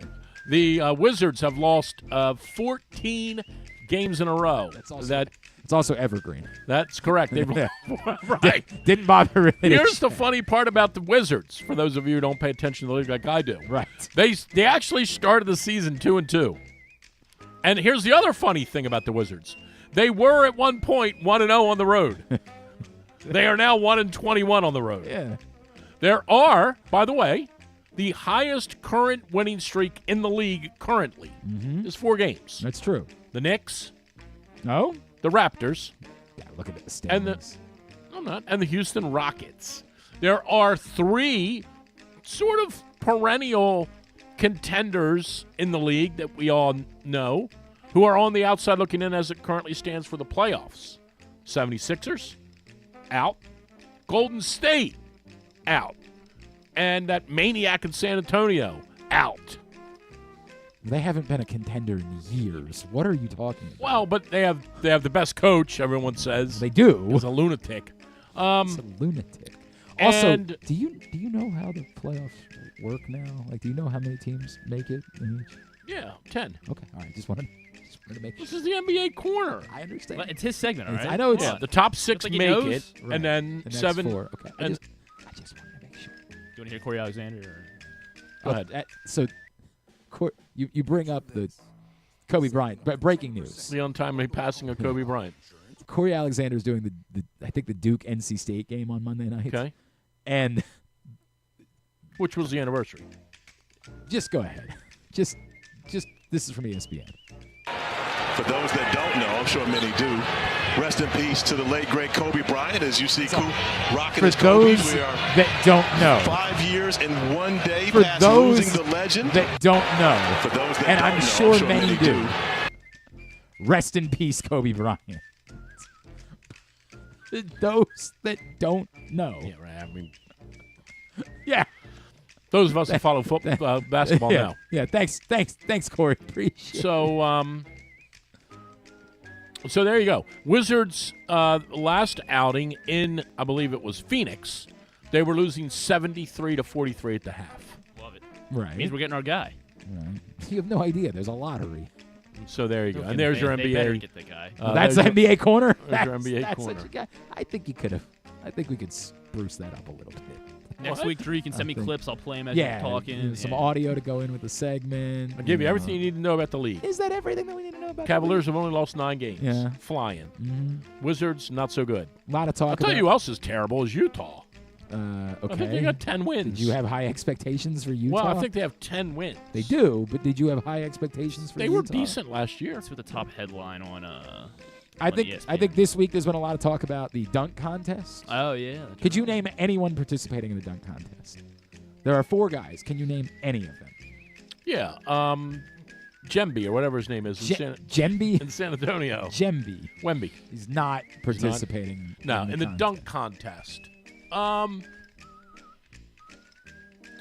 Drexler's out with an injury. Hey, yeah, probably not going to do it Not this him. year. Vince Right. Carter's boycotting. The real question will be No.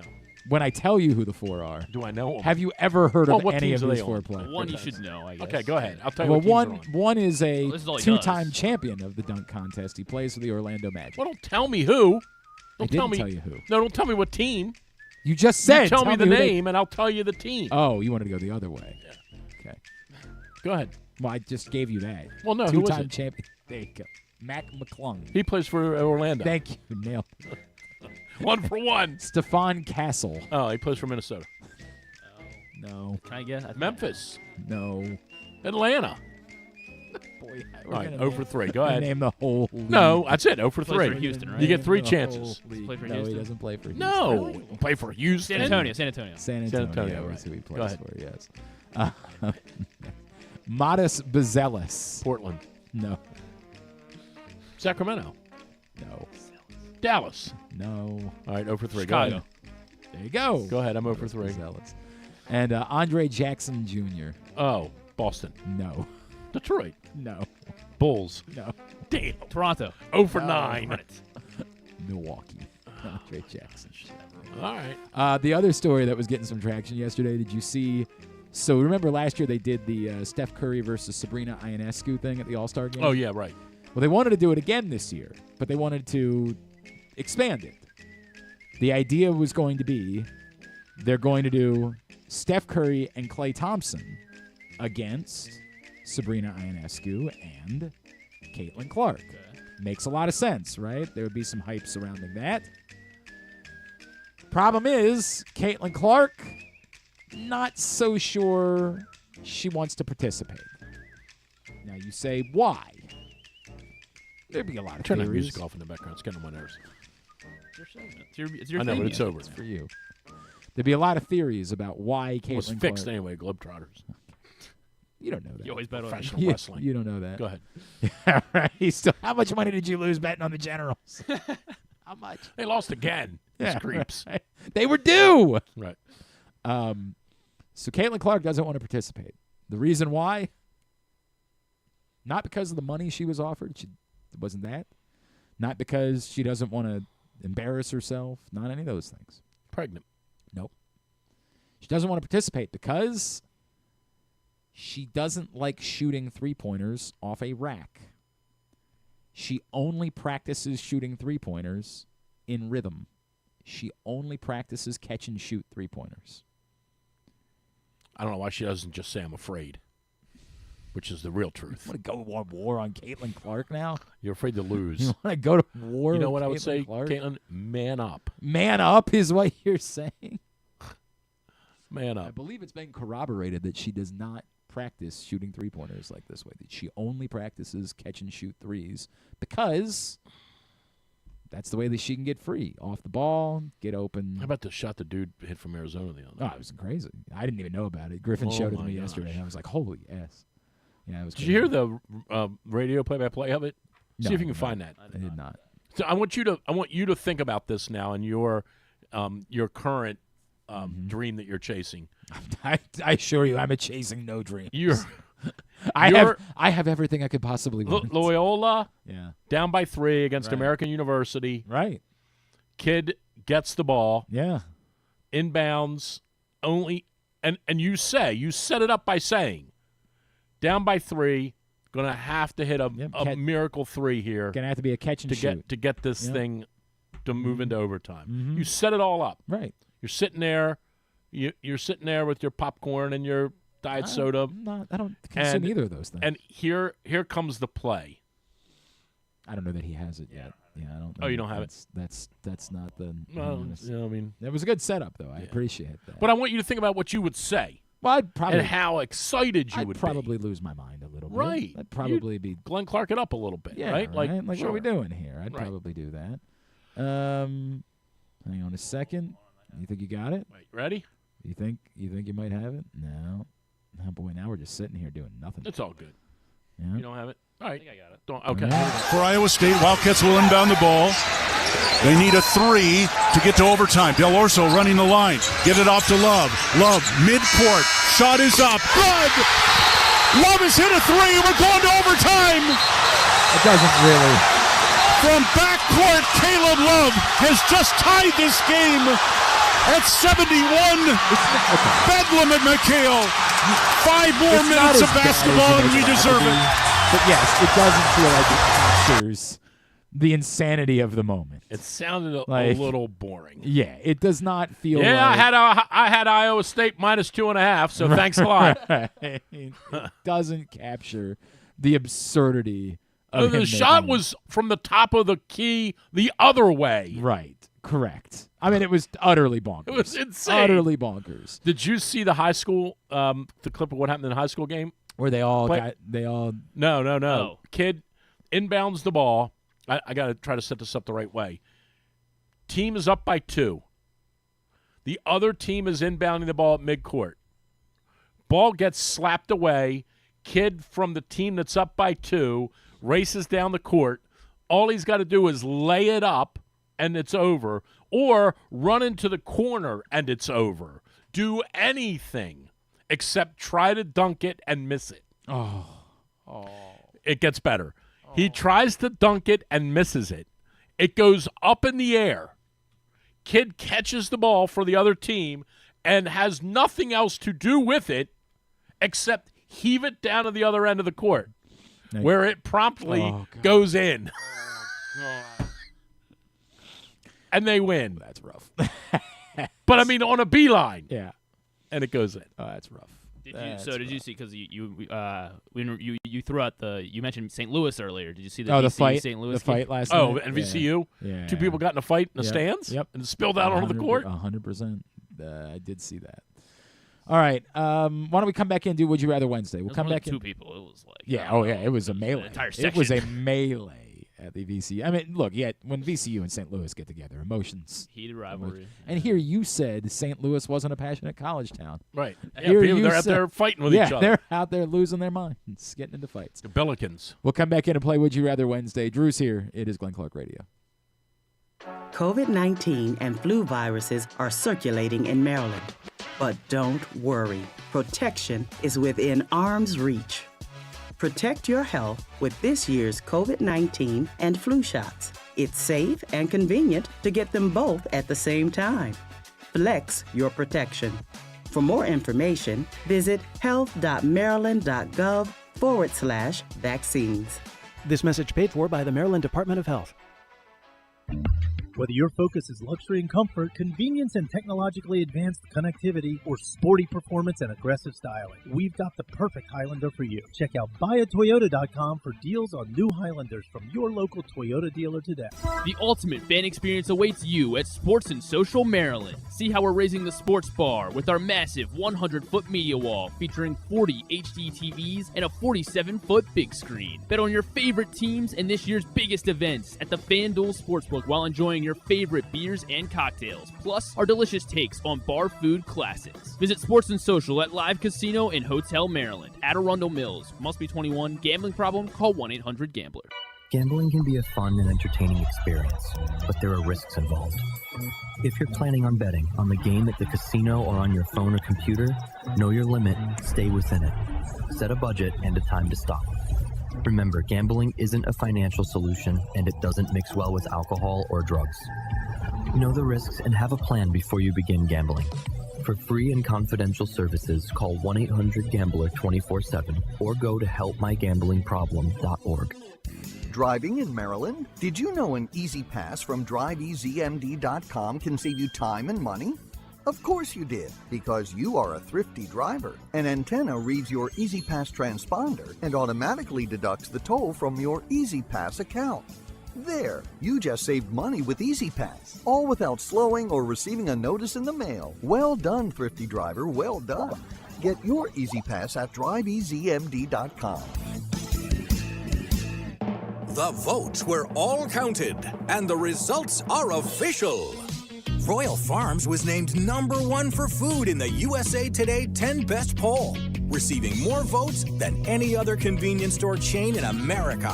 The next time you want to get some good food fast, doesn't it make sense to go to Royal Farms? Voted best in the USA and home of world-famous chicken. Real fresh, real fast, Royal Farms.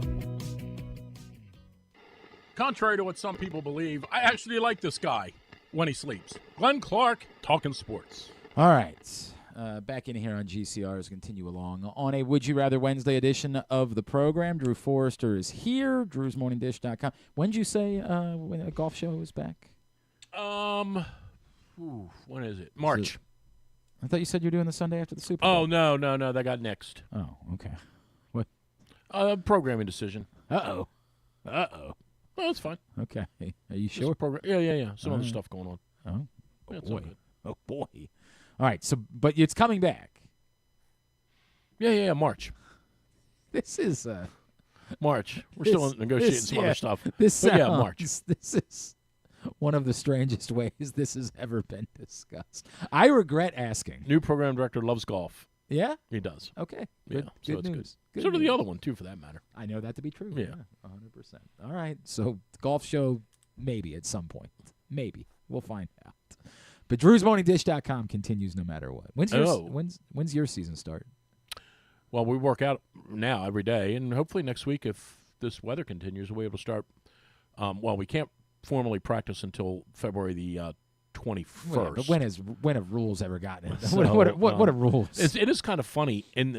There are several sports in the conference that aren't considered team sports. Golf is one of them, which is funny. What? It's weird. Because we play a team sport. Right. Swimming is one of those. So meaning that there are different rules. What you're really saying is that you want me to get the guys together for a practice tomorrow. That'll be a good one. You want me to run? So anyway, our first match is on March 27th against McDonough. All right, very good. So We're let's play a little Would You Rather Wednesday. Would You Rather Wednesday is brought to you by Glory Days Grill. You can win a $30 gift card to Glory Days Grill just by participating. Scenarios are up. Facebook.com/Glenn Clark Radio. At Glenn Clark Radio on Twitter, all you got to do is respond to one or all, and you'll be registered to win a $30 gift card to Glory Days Grill. Would you rather, number one, the Eagles indeed end the Chiefs' effery in the Super Bowl? Or, at this point, I don't know, who cares? Maybe the Chiefs just win again, and the Ravens get another chance to be the team that ends it next year in the playoffs.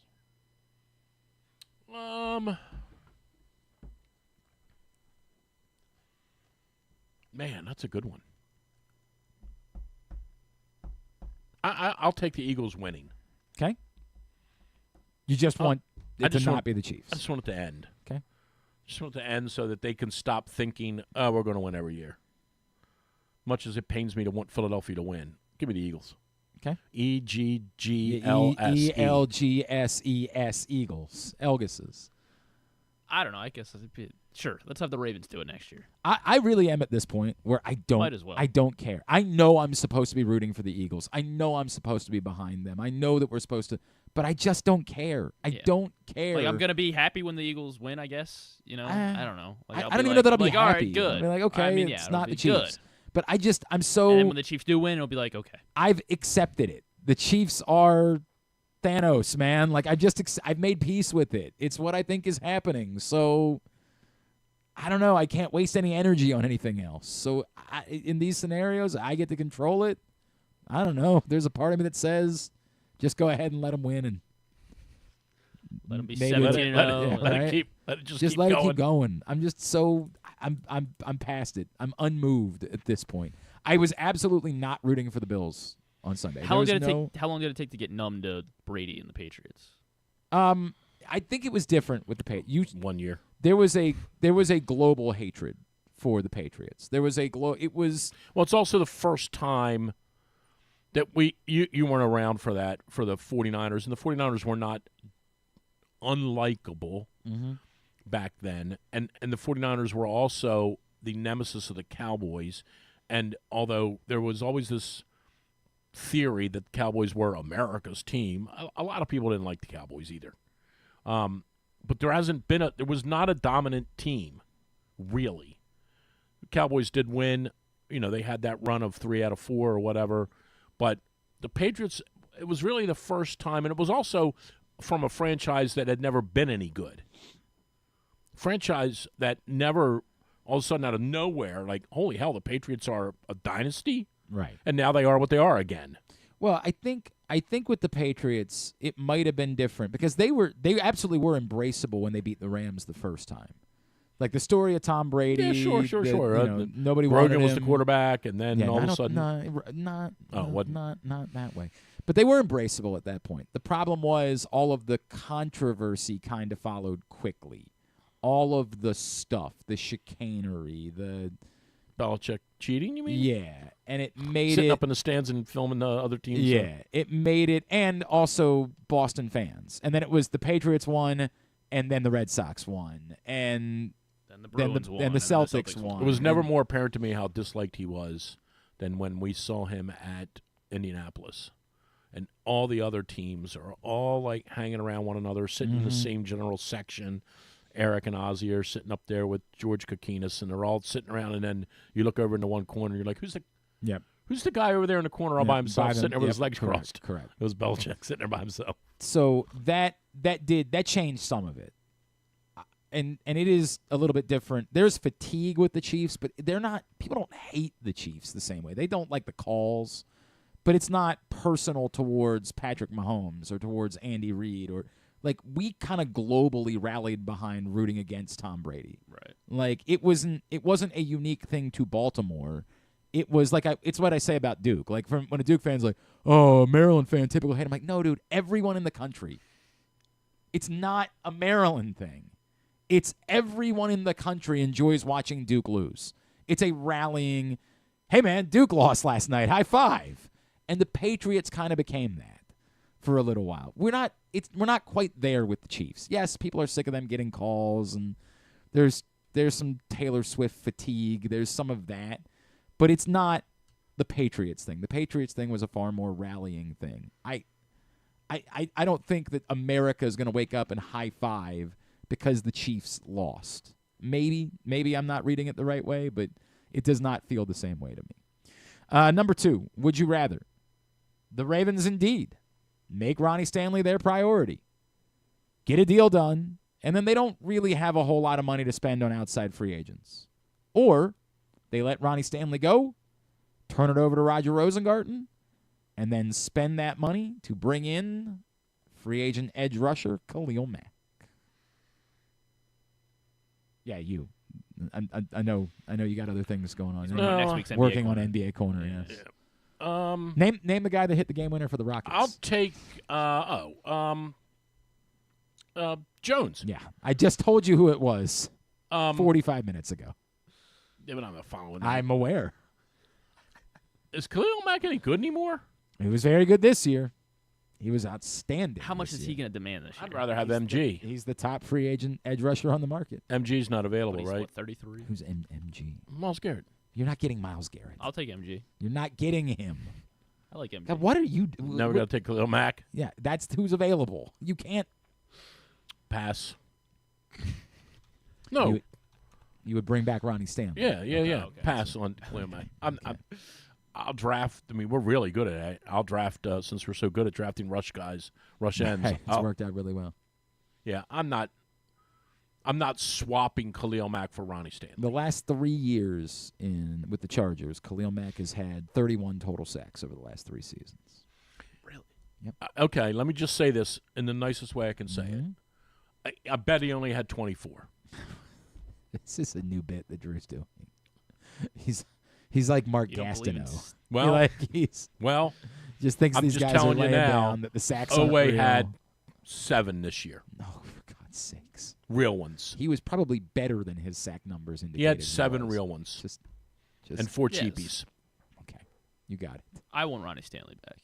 Okay. Yeah, so I want Ronnie Stanley. Is that because of Ronnie Stanley or is that because of Khalil Mack?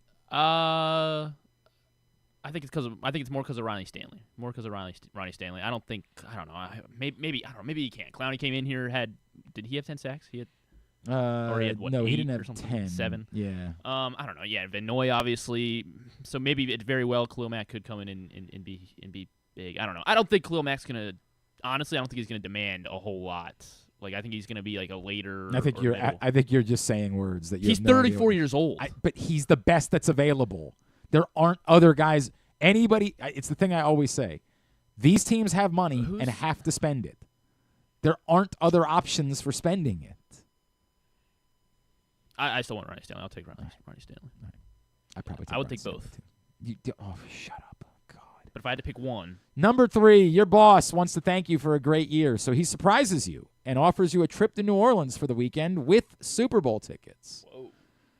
But you also have to take his 13 and 11-year-old kids with you. Or he offers you a $300 DoorDash gift card and says, enjoy your Super Bowl party. Oh, definitely take the gift card. Definitely give me the gift card. Are like the 11, 13-year-old cool or like they're cool, but you're not. It doesn't matter. This is somebody that has no idea what Yeah, you're talking about. You're taking the gift card. No clue what he's talking about. He's like, I mean, it's still New Orleans. You're not. 13 and 11 is the most hellish. Well, no, I wouldn't say that. But I think you're just the 13 potentially might not be bad. The 11 could ruin the whole thing. And if it were 8 and 10, it's give me $200 a door. Right. Yeah, give me $20. Right. The 8 and 10. Yeah, you mean no good. I'll pay $20. Right. Trust me. I do want it. All right, I guess I'll follow. I mean, do whatever you want. I'll listen to your guidance. You do whatever you want. The real issue is there's no win here. Like as the people pointed out, if the Ravens were in the Super Bowl, you'd be like, all right, I'll watch your kids for a weekend to see the Ravens in the Super Bowl. They're not, so you don't really care about the Super Bowl, but you take a weekend in New Orleans. Like a weekend in New Orleans sounds great until you're there with a 13 and 11-year-old. Because what in the ever-loving F are you doing with a 13 and 11-year-old in New Orleans? No doubt. What are you doing with them? We're doing just Radio Row every day. We're just walking around Radio Row. I mean, there's nothing. It is not a city for 13 and 11-year-olds. Yeah. If you were, I'm trying to think of where. If it was in L.A., you could go to Disneyland. Like there would be places that you could do things with 13 and 11-year-olds. There's nothing for them to do. There's nothing. No, I'm telling you, you're focusing on the wrong things here. Like you can't enjoy the game. First of all, they're going to be down. The 11-year-old will be I down don't know. on the field at some point. Do they have phones? Right. Like if they have phones, then maybe can they bring their iPad into the stadium? Correct. Like then you could just get them to play on their phones for the entirety of the game, and you can watch the game at that point. But yeah, I think this is an easy one. Too. Okay. I realized afterwards it's probably not. It's a slam dunk. Yeah, it's probably not. Just like Wemby. Yeah, in the dunk contest. Name anybody who's in the dunk contest, Drew.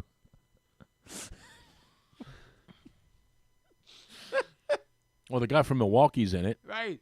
The guy from Milwaukee. Giannis? No. No. Come on, man. The one we just talked about. He's not. That plays for Milwaukee. Aldridge. Which Aldridge? Elridge. Whatever his name Elridge? is. Elrod. There's no Elrod. You want to try again? No, I'm good. Do you know who the 2-time champion was that's competing in the... Caitlin Clark. No. Until she said, I can't play if the balls aren't on a rack. Oh, for God's sake. Well, if someone just passes it to her every time, do you think she could play then?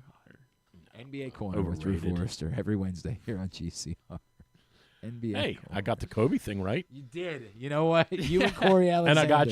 and I got you the 3 teams that have won 4 games in a row. That's true. I was dying to know. And I got you the 14 Didn't mention anything about Jimmy Butler. How funny is it, by the the way? Only story, right. The only story that anybody funny. cares about in the NBA. How funny is it that the Wizards won their first road game of the year at Atlanta? Yeah, that happened. They were 2-2, and everyone's like, you know what? It was like Major League. We might be pretty good this year. Yeah. Nobody, We're 2-2. Nobody thought that. No. No one thought that. They're 2-2 now. They're 6-39. They've got. I did write about. I'll give you something. The Wizards have 3 players participating in the Rising Stars Challenge. I don't know how All-Star that's Weekend. possible. Name any of them. Name one. Go first. Bradley Beal, maybe. I don't know. Name one. Name one. Oh, zero chance. There are 3 of them. Name Zero. one. Come Zero. on. No, shut up, you. Right. Zero chance. Name one. I can't. Yes, come on. You're embarrassing me. You're the NBA corner host. You're You're our embarrassing me. NBA guy. What did he say Name one? What did he say? One of them is from Baltimore. I can't. God. What did he say in A Legend of Bagger Vance? He goes, "This is getting embarrassing." And Will Smith goes, No, sir, not at all. This has been embarrassing for quite some time. For quite some time. One of them. I can't. Carmelo Anthony. I have no idea. You know, you can name all. Bub. Oh, Ace Bailey. No, not Ace. Ace Bailey. I have no idea. So Bub, Koulibaly. He played for the Caps, by the way. And then we'll go Sar. No, those are the 3. All right. Those are the 3. All right, I got to go. Name any of the Wizards Rising Stars players. I can't. He just named them. Oh, I'm not. He just named all 3. No idea. Pretty good, though. He should do the NBA corner. Maybe. Are we doing a TGL update or no? Because if not, I got to go. You want? What do you want to say? Jupiter with a big. Which one is that? Is that Tiger or Rory? Yeah, that was Tiger. No. It was a 5-4 win or 4-3 win in overtime. Went to overtime. Overtime. Chip off. Basketball fans were pissed. It was. I know. Oh my gosh. They were pissed. And the best part was it was Duke people that were mad. Right. They were not happy about the love overtime in the video game golf league. All right, we'll do it next week. We'll do more TGL next week. Will we? There's some stuff to talk about. I don't think we have to worry about next There's time. some stuff to. I don't think we have to. There's some stuff to talk about. Next time, maybe I'll rap for you. I don't think we have to worry I about. don't think we have to worry about that one. I don't think I have to worry about that being. Have you watched any of the SNL docs yet? No, but I need to catch There's up. 5. I need to catch There's up. 5. I've now watched all 5. Have you heard about the Joe Schmo thing?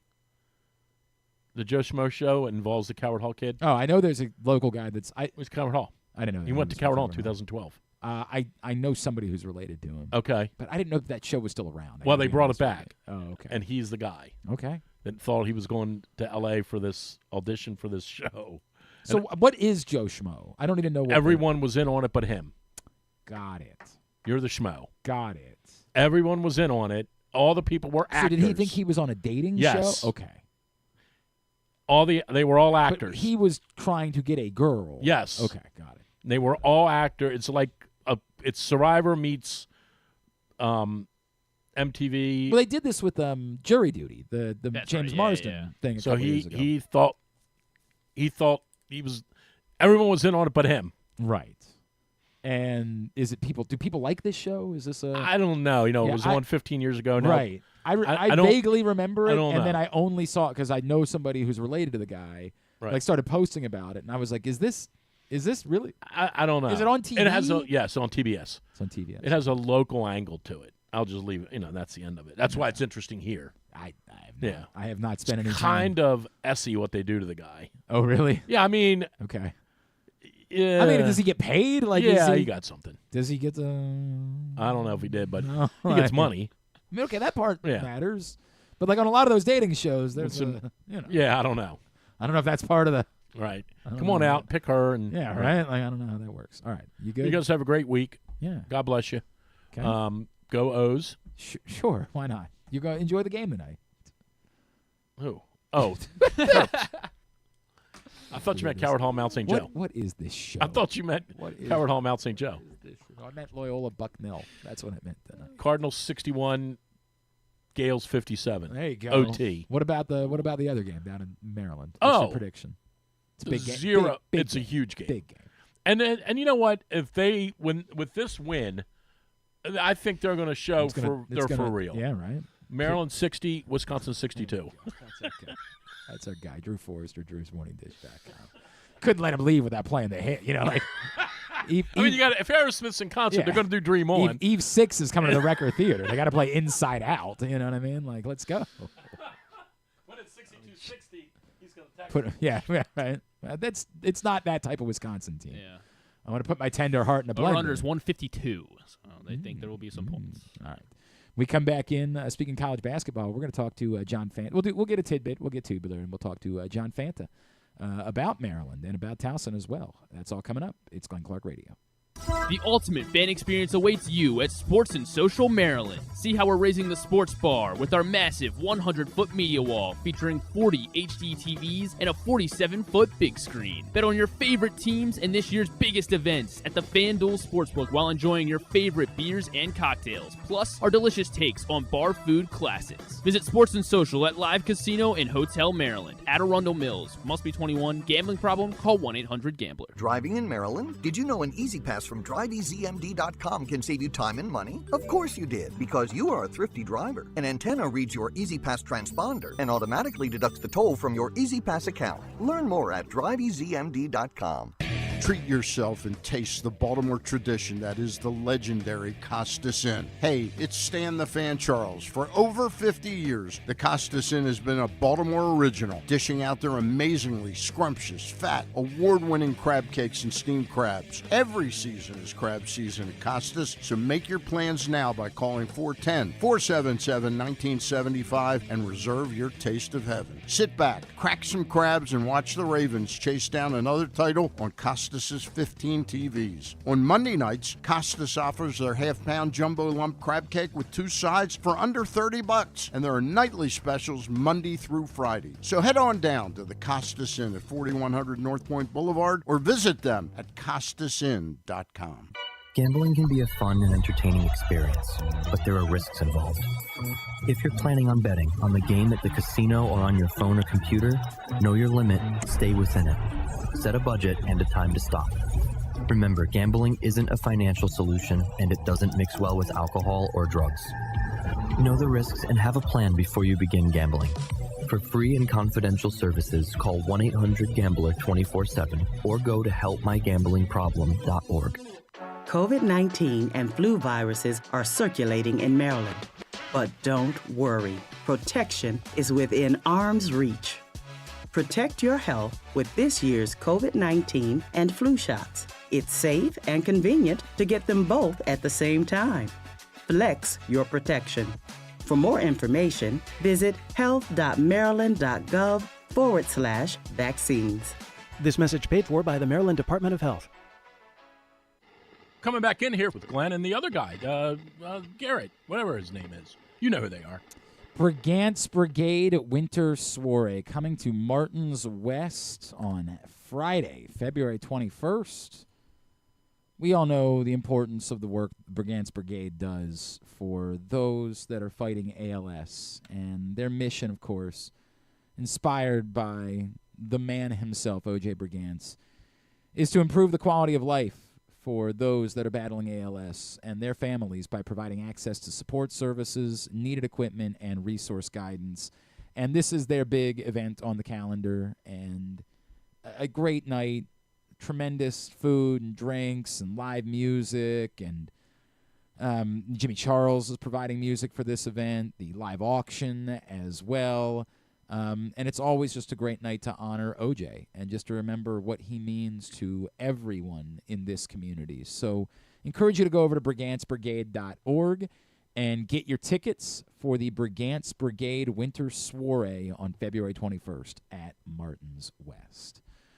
I realize I still haven't talked about the Australia. We got into Wednesday. And just because we were talking football on Monday and the Maryland game, and then we did the lacrosse show yesterday, I've never talked about how cool it is that Madison Keys won the Australian Open. Like, it's just such a cool story. And for people that don't follow tennis, like, it's hard. They're like, oh, cool, an American won the Australian Open. It's so much more than that. Like, there was so much hype surrounding Madison Keys. She's this tall, good-looking, physical player that you just, the first time you saw her, you're like, she's a star. She's a star. Gets to the U.S. Open final, and, like, you're just big things are coming for Madison Keys, and then they just never come. And, some injuries, some letdowns and big moments, and you just sort of write her off and say, this is who she is. It's a story of disappointment. It's a story of a player that might have been. She's 29 years old. you just don't see players break through typically at that point. Like they're champions early on in their 20s. And not only does she win, but she has to beat everyone in order to win, including the two undisputed top stars of the sport at the moment in Iga Swiatek and Aryna Sabalenka. And she gets Swiatek in the semis and Sabalenka in the final. She's down match point to Swiatek in the semis. Fights it off, wins in a tie. I mean, like, just stunning.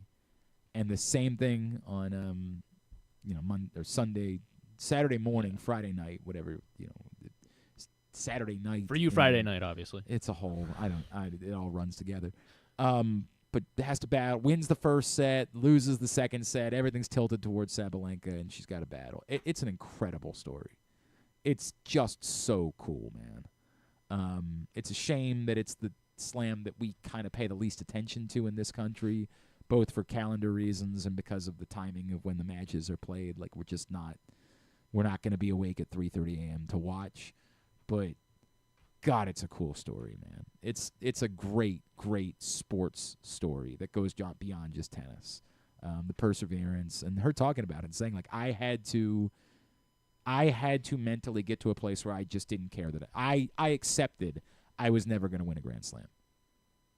Like, I had to stop carrying that burden and just say, I can have a fun career.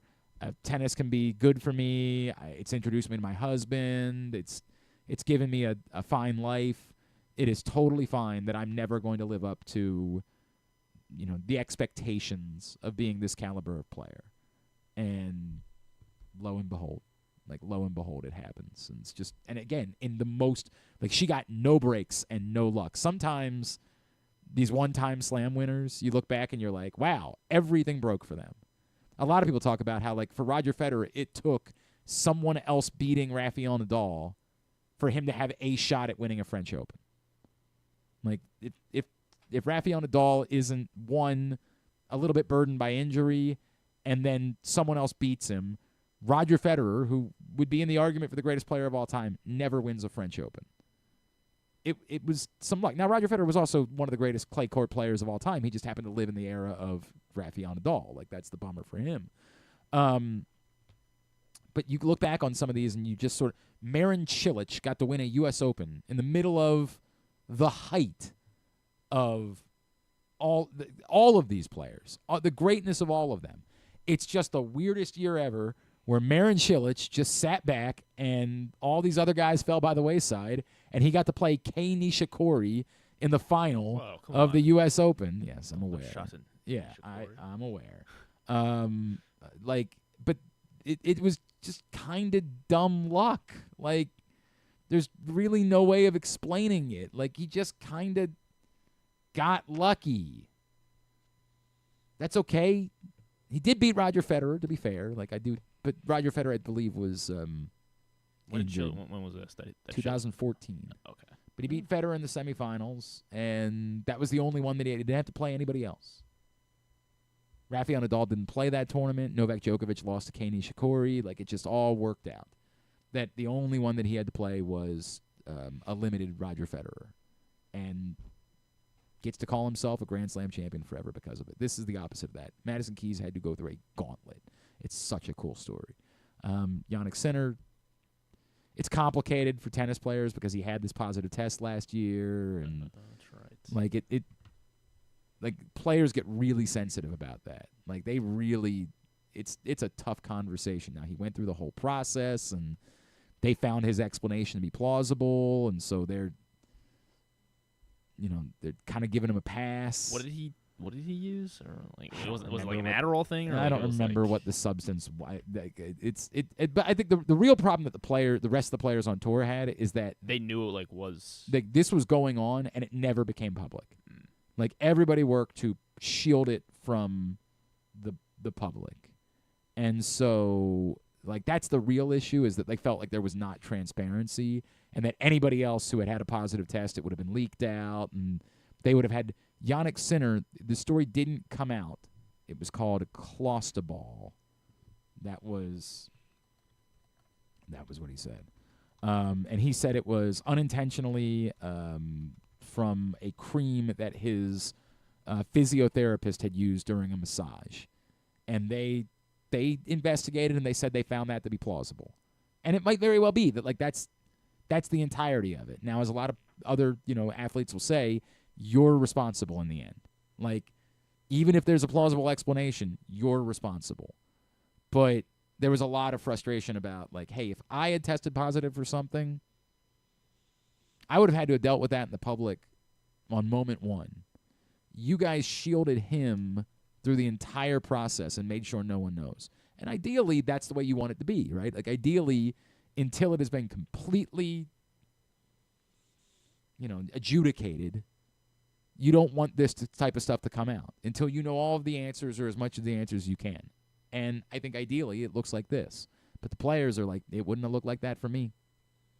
Like, you did that because he had become the number one player, because he had won the Australian Open, and he was the rising star in the sport, and you wanted to protect him. But you wouldn't do that for us. And so he didn't have to deal with it as a burden, like where he went to play in tournaments, and they think that he got a pass. Jannik Sinner is the best player in the world right now. Carlos Alcaraz has taken a step back. It's clearly a bummer that Novak Djokovic had to retire in the semifinals, and that gave Alex Zverev a pass. But, thankfully, the Jannik Sinner by far the lesser of two evils. And I like Jannik Sinner. I think he's a very fun player. But just hasn't been compelling. He's now a 3-time Slam champion, and yet there's just no buzz. Fanfare, yeah. Like Alcaraz has some. Like Alcaraz, there's something about his look, something about him kind of following in Nadal's footsteps. There is some interest, like some more casual interest in Carlos Alcaraz. It's not there yet with Jannik Sinner. Like, Jannik Sinner is just tennis player. That's kind of all he is to the rest of the world. Now, part of it is that 2 of his Slam titles are in Australia, and again, Australia is that was kind of Novak's problem early on, is that he was winning the Australian Open, and like the rest of the world just does not pay the same attention. You got to start winning Wimbledon and the U.S. Open, and to be fair, Jannik Sinner did do that, but he did it once, so it's kind of a little bit of the difference there. All right, now I got to talk about tennis for 2 minutes. Tennis Corner. I got with Tennis Glenn Corner. Clark. Tennis Corner. We won't do it again for months. We won't do it again until I'll care about Indian Wells in Miami, but nobody else will. No one will care until Paris. Today's Tidbit. Why don't we do Tidbit? All Tidbit right. is brought to you by the CIAA tournament. It is. Baltimore welcomes the excitement of the Food Line CIAA men's and women's basketball tournament back to Baltimore again at the CFG Bank Arena, February 25th through March 1st. Get your tickets. They're available now. Ticketmaster.com. Ticketmaster.com for your tickets to the Food Line CIAA men's and women's basketball tournament at CFG Bank Arena, February 25th through March 1st. To be fair, we didn't really talk about Chuck Pagano. We just brought it up. Yeah. There's nothing really to say other than Big deal? It's a good thing. That's all I can say. It's a good thing. You know how much Chuck Pagano loved John Harbaugh, so there's nothing surprising about like this. And it's funny because he was raving about Dean Pease and how helpful that was going to be for the Ravens. I love Chuck Pagano. Everybody knows that on a personal level. He's one of the great humans that I've gotten to know over the years. This makes all the sense in the world, particularly as the Ravens acknowledge that Dean Pease probably wasn't going to be continuing on in his everyday role with the team.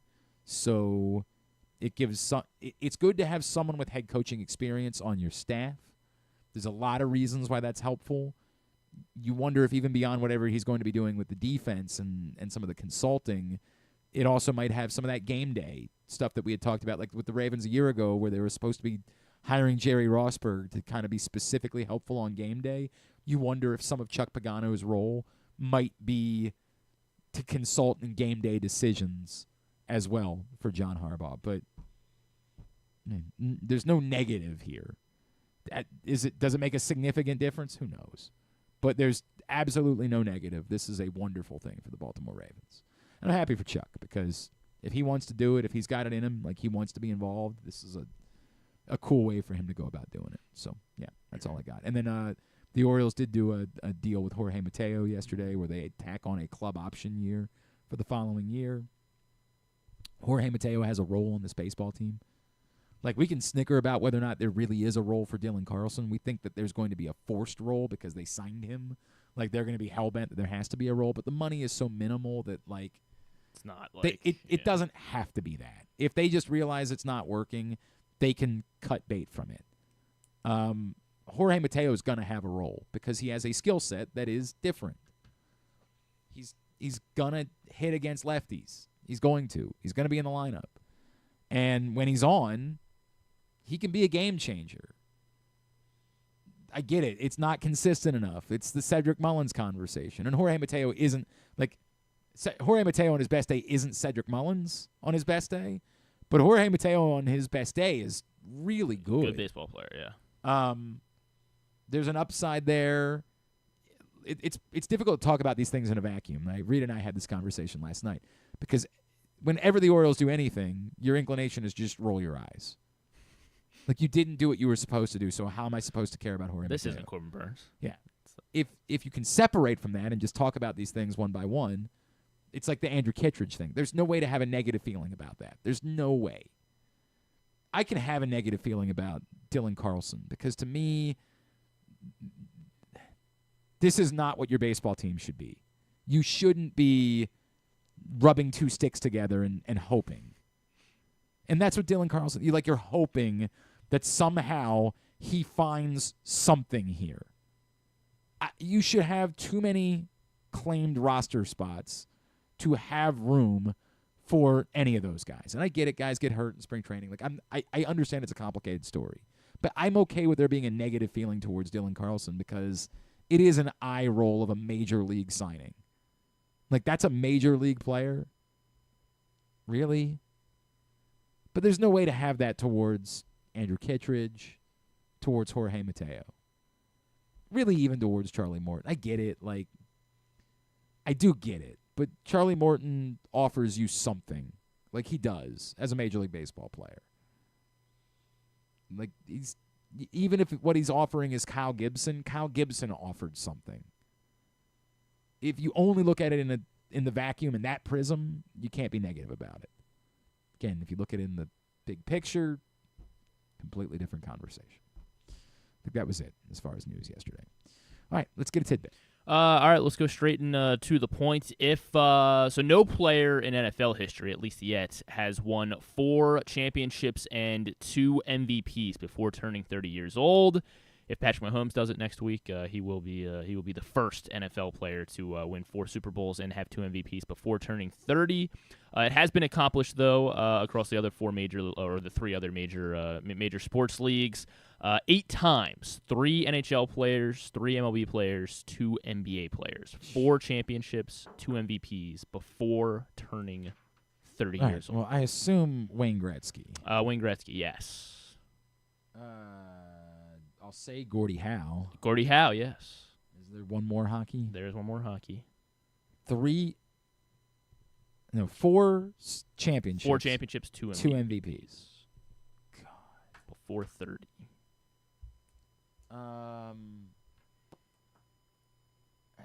It's trying to figure out who else has won 4 championships.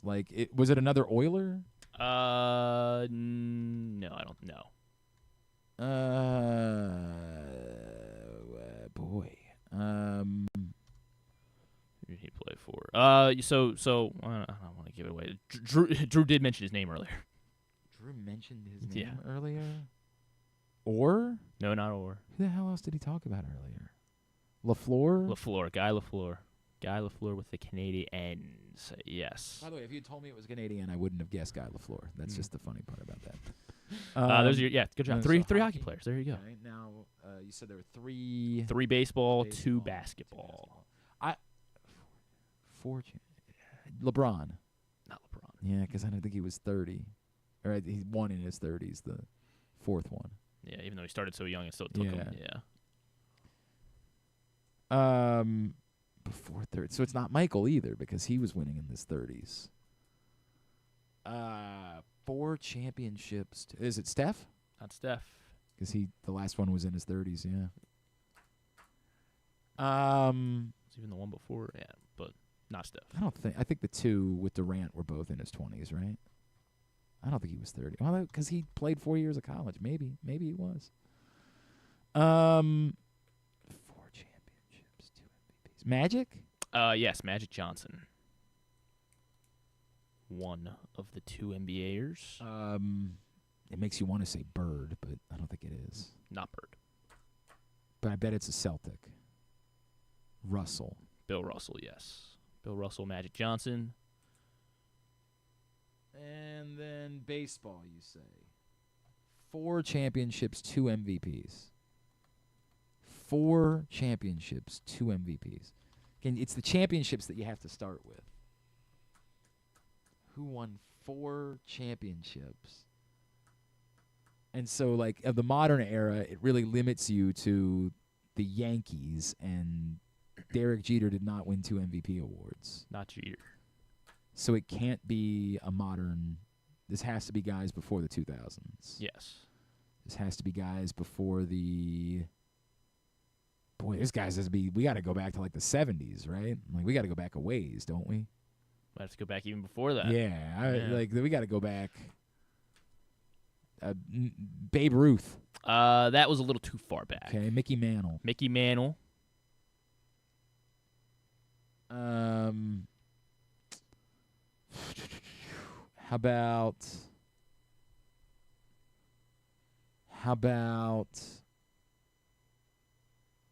Lou Gehrig? Not Lou Gehrig. Too far. Yeah, too far. How about Jesus Christ?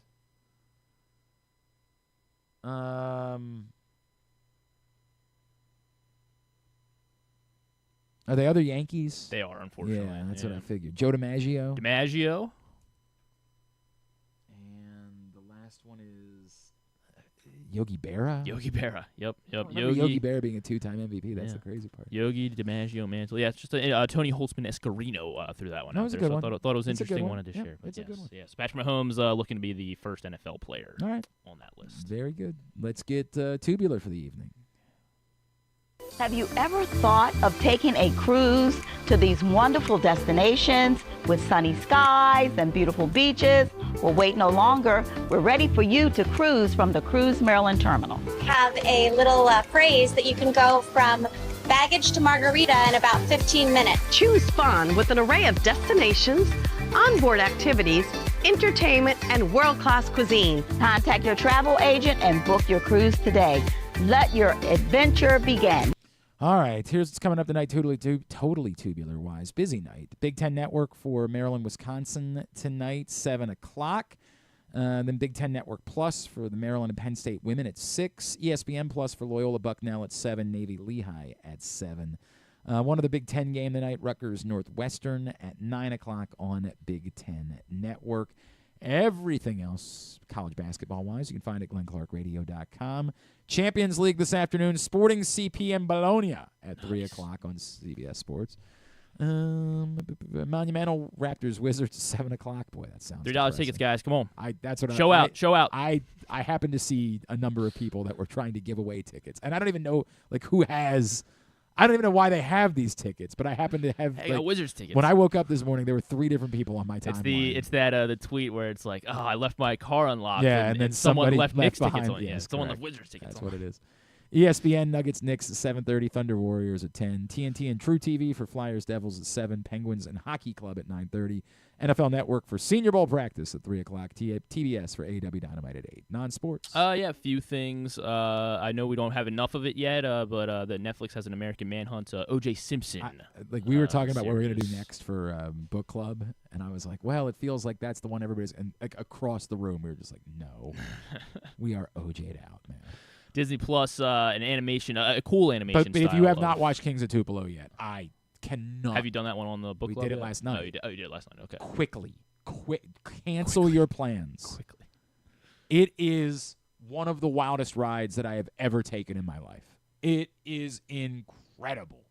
There's still a few things that they didn't tie up. I have some questions about afterwards, but it's the highest score I've ever given, 9.7. Whoa. It is unbelievable.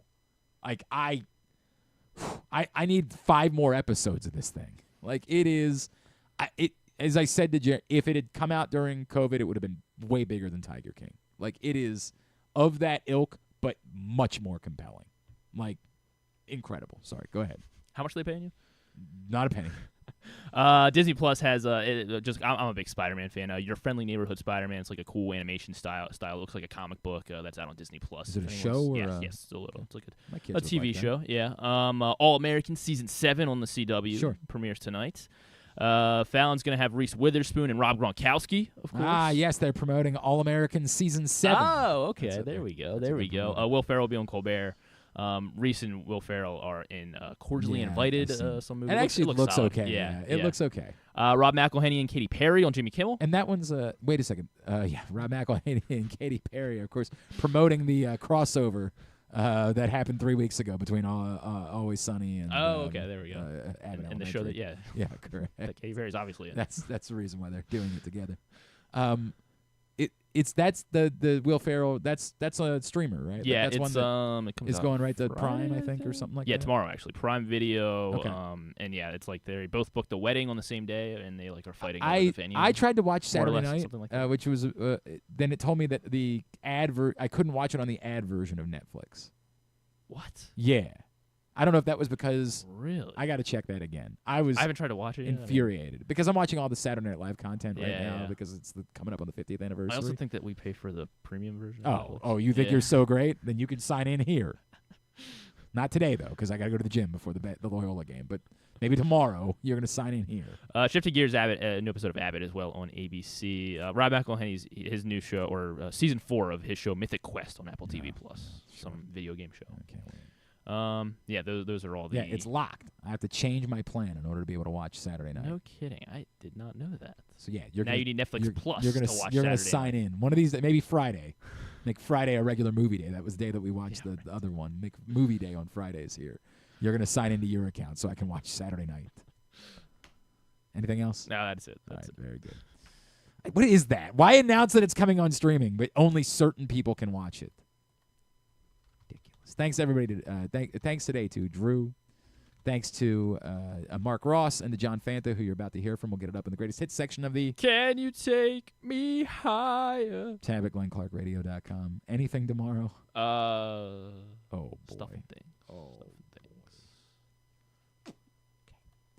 Thanks to everybody at PressBox. We'll preview the Pro Bowl games. No, we won't. Why not? They because start tomorrow. Why would we ever do that? They start tomorrow. Thank you. You sound like that guy that called into Mike Francesa's show. I think because they're honoring Willie Randolph. Why wouldn't they honor Craig Nettles? What do they have to do with each other? Well, they both played for the Yankees.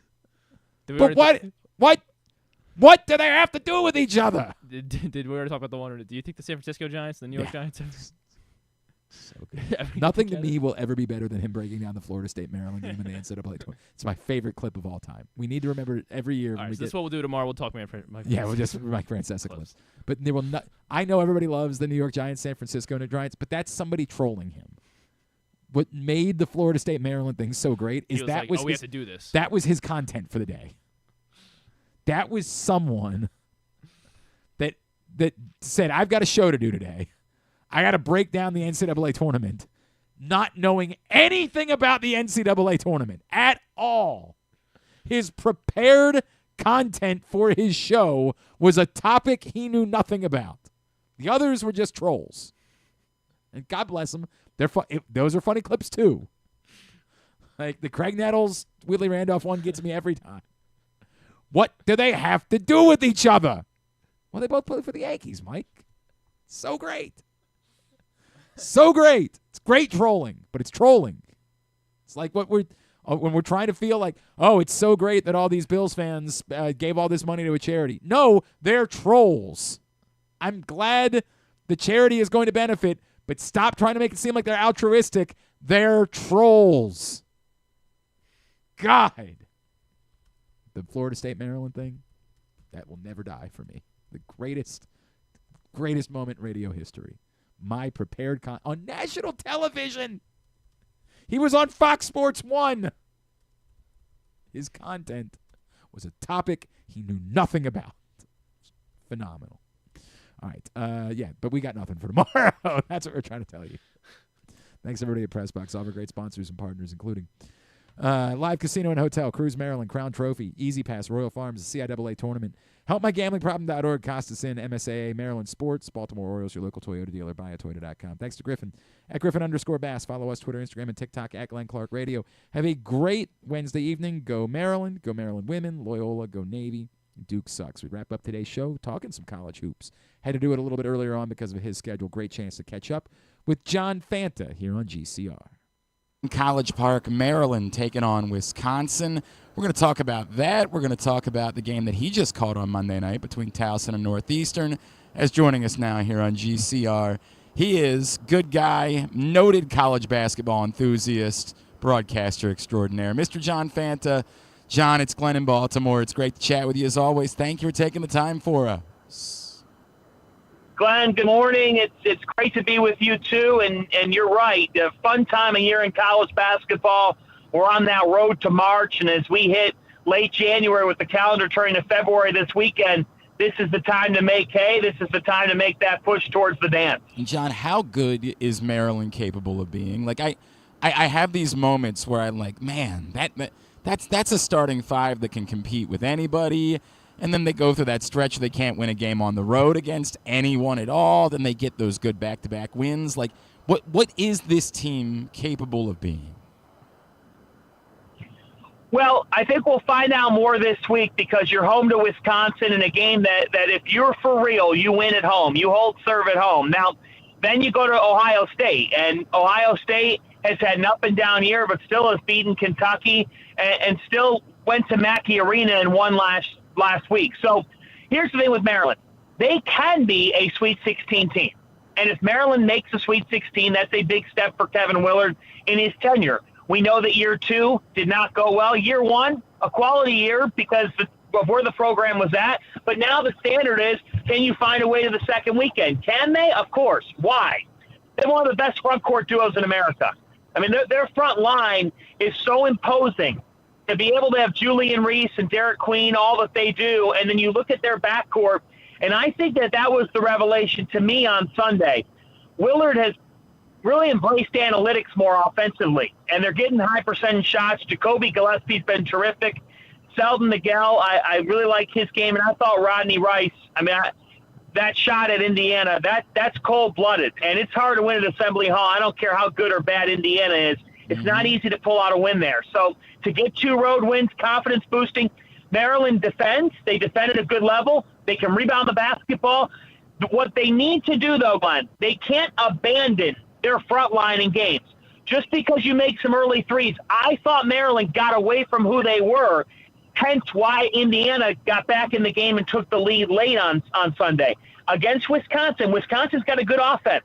If you're Maryland, you want to make Wisconsin work defensively. Make them guard your front line. Reese and Queen are a handful. So you bring up Wisconsin. I think that a lot of Maryland fans are probably expecting this to be like a traditional Wisconsin team, like every game 62-59 type of Wisconsin team. That's not what this is this year. No, it's not. Greg Gard has reinvented the way that they play to a degree. Now, they've been efficient offensively more than they've gotten credit for the last couple of years, but this year they're 8th. They're 8th in the country in offensive efficiency.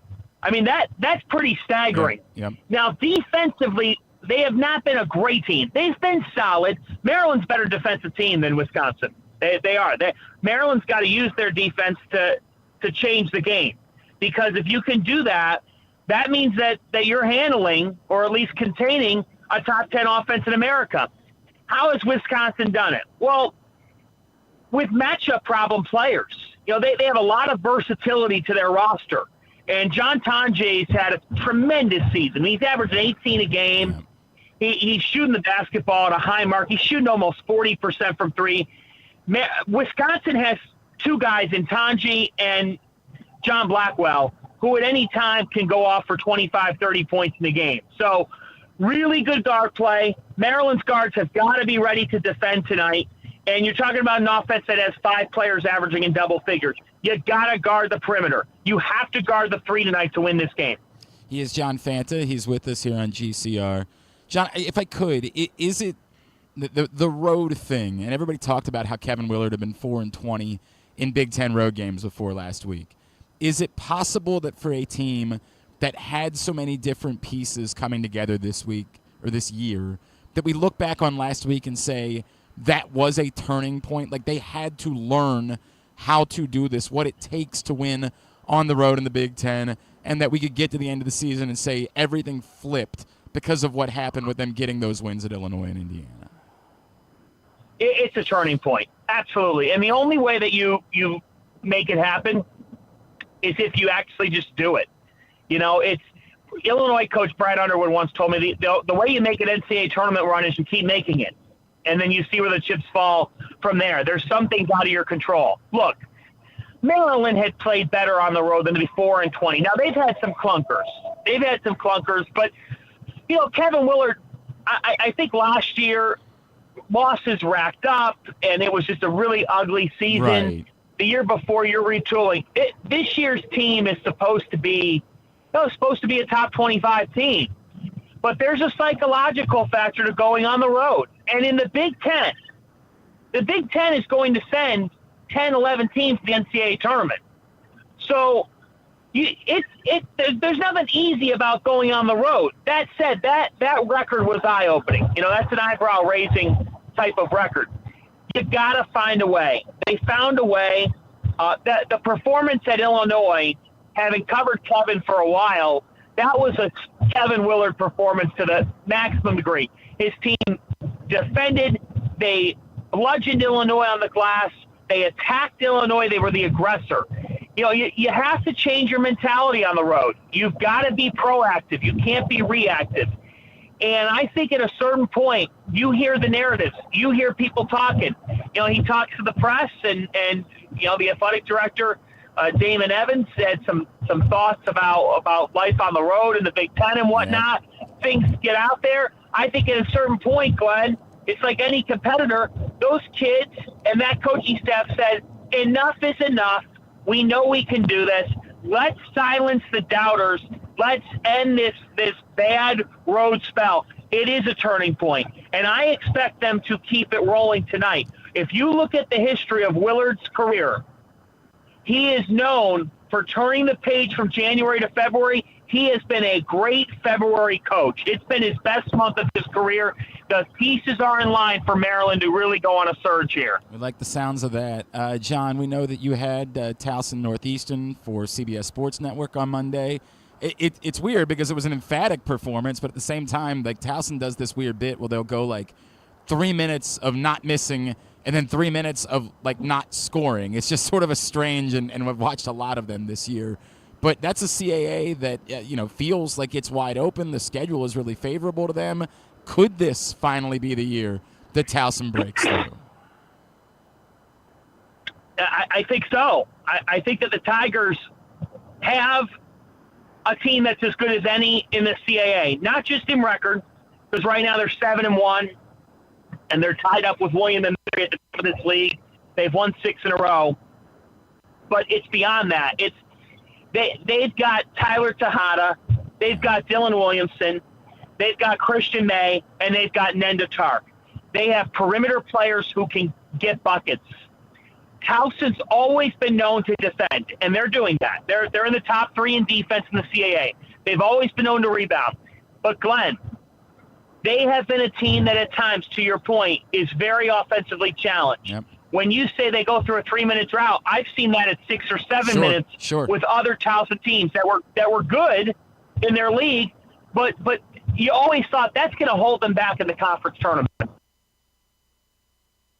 This team, Tyler Tejada is a high major player playing at Towson. Yep. He is a really talented sophomore, and Nenda Tark has proven to be a terrific bench piece. If they continue to get production from their front court, their front court has a new look to it this year. But nonetheless, I really like this Towson team. When they make threes, they become extremely dangerous with how they play. They've got talent. They've got a veteran coach who, it feels like Pat Scary's been knocking on that door. It feels like they can bang down that door this year. It's a tough thing because there's going to be a lot of Towson fans that will say, yeah, well, I've seen this movie before, right? Like, They've had these good teams. They've had the tournament in Baltimore. Like, I understand that, but boy, it just seems like there is something. Part of it maybe being that like the Charleston, for example, isn't as dominant as some of the Charleston teams that we've seen in recent years. That's it. That's exactly it. Charleston's not what they've been. UNCW's been inconsistent. Yeah. Hofstra's having a down year. William & Mary, it's hard to trust a team with a first-year head coach. You know, this has been an amazing start, but sometimes their tempo causes them problems, and they're beatable.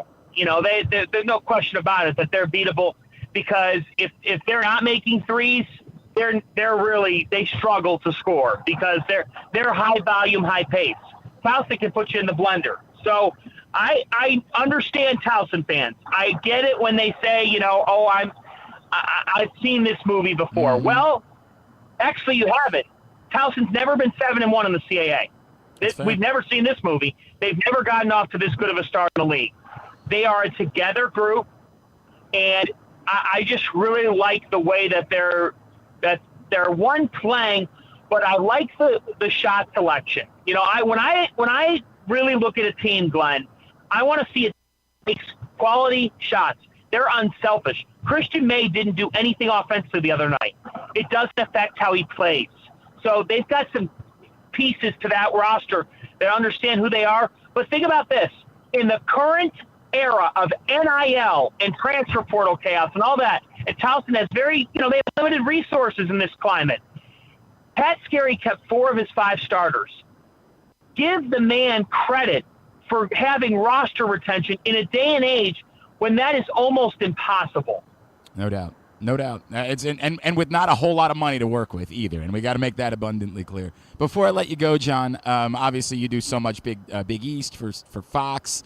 The topic du jour, it seems like in the sport at the moment, is the sideline antics of one Dan Hurley. And look, the guy wins. He's a winner.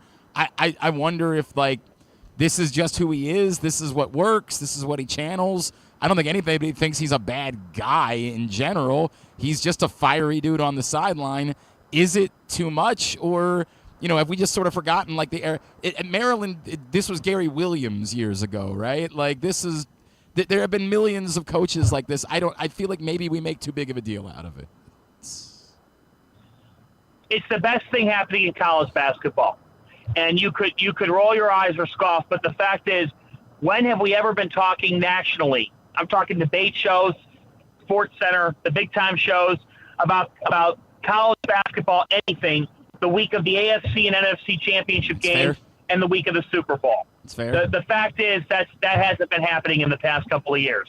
Dan Hurley is one of the biggest figures in sports. Now, you can both say that and understand that, and I'm not a policeman. I do think this. I really believe this, Glenn. I think that there are some folks in our world that get a little too preachy and a little policeman at times on behavior of a coach or a player. We're not playing or coaching the games. Now, it's our job to to talk through it. That's what we get paid to do. I believe this. I believe that he did cross a line with that official last week, and I think if he could have it back, he wouldn't have said that. Being an exceptional coach does not excuse any behavior. That being said, we have seen chairs get thrown. Unfortunately, we've seen at times some physical altercations between coaches and players. Dan has never done that.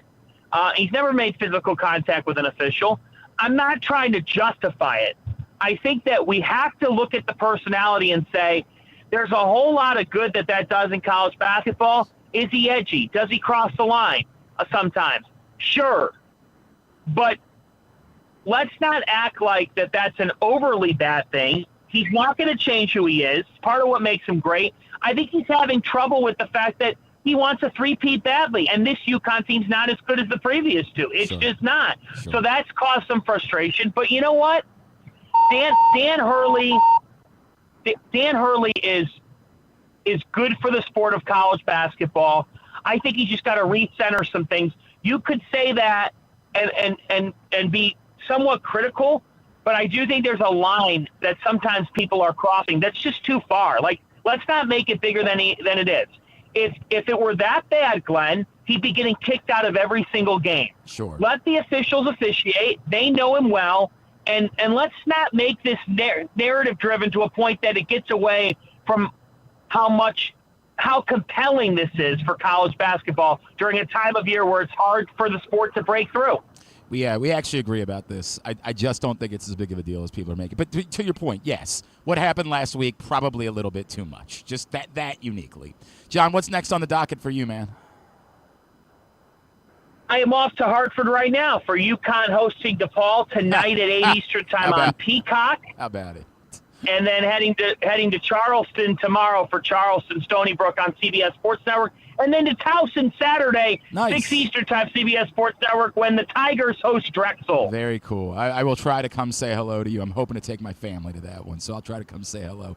Excellent, Glenn. At John_Fanta, that's how you follow him. John, you're the best, man. Thank you for taking the time for us. We really appreciate it. Anytime, Glenn. Thanks for having me.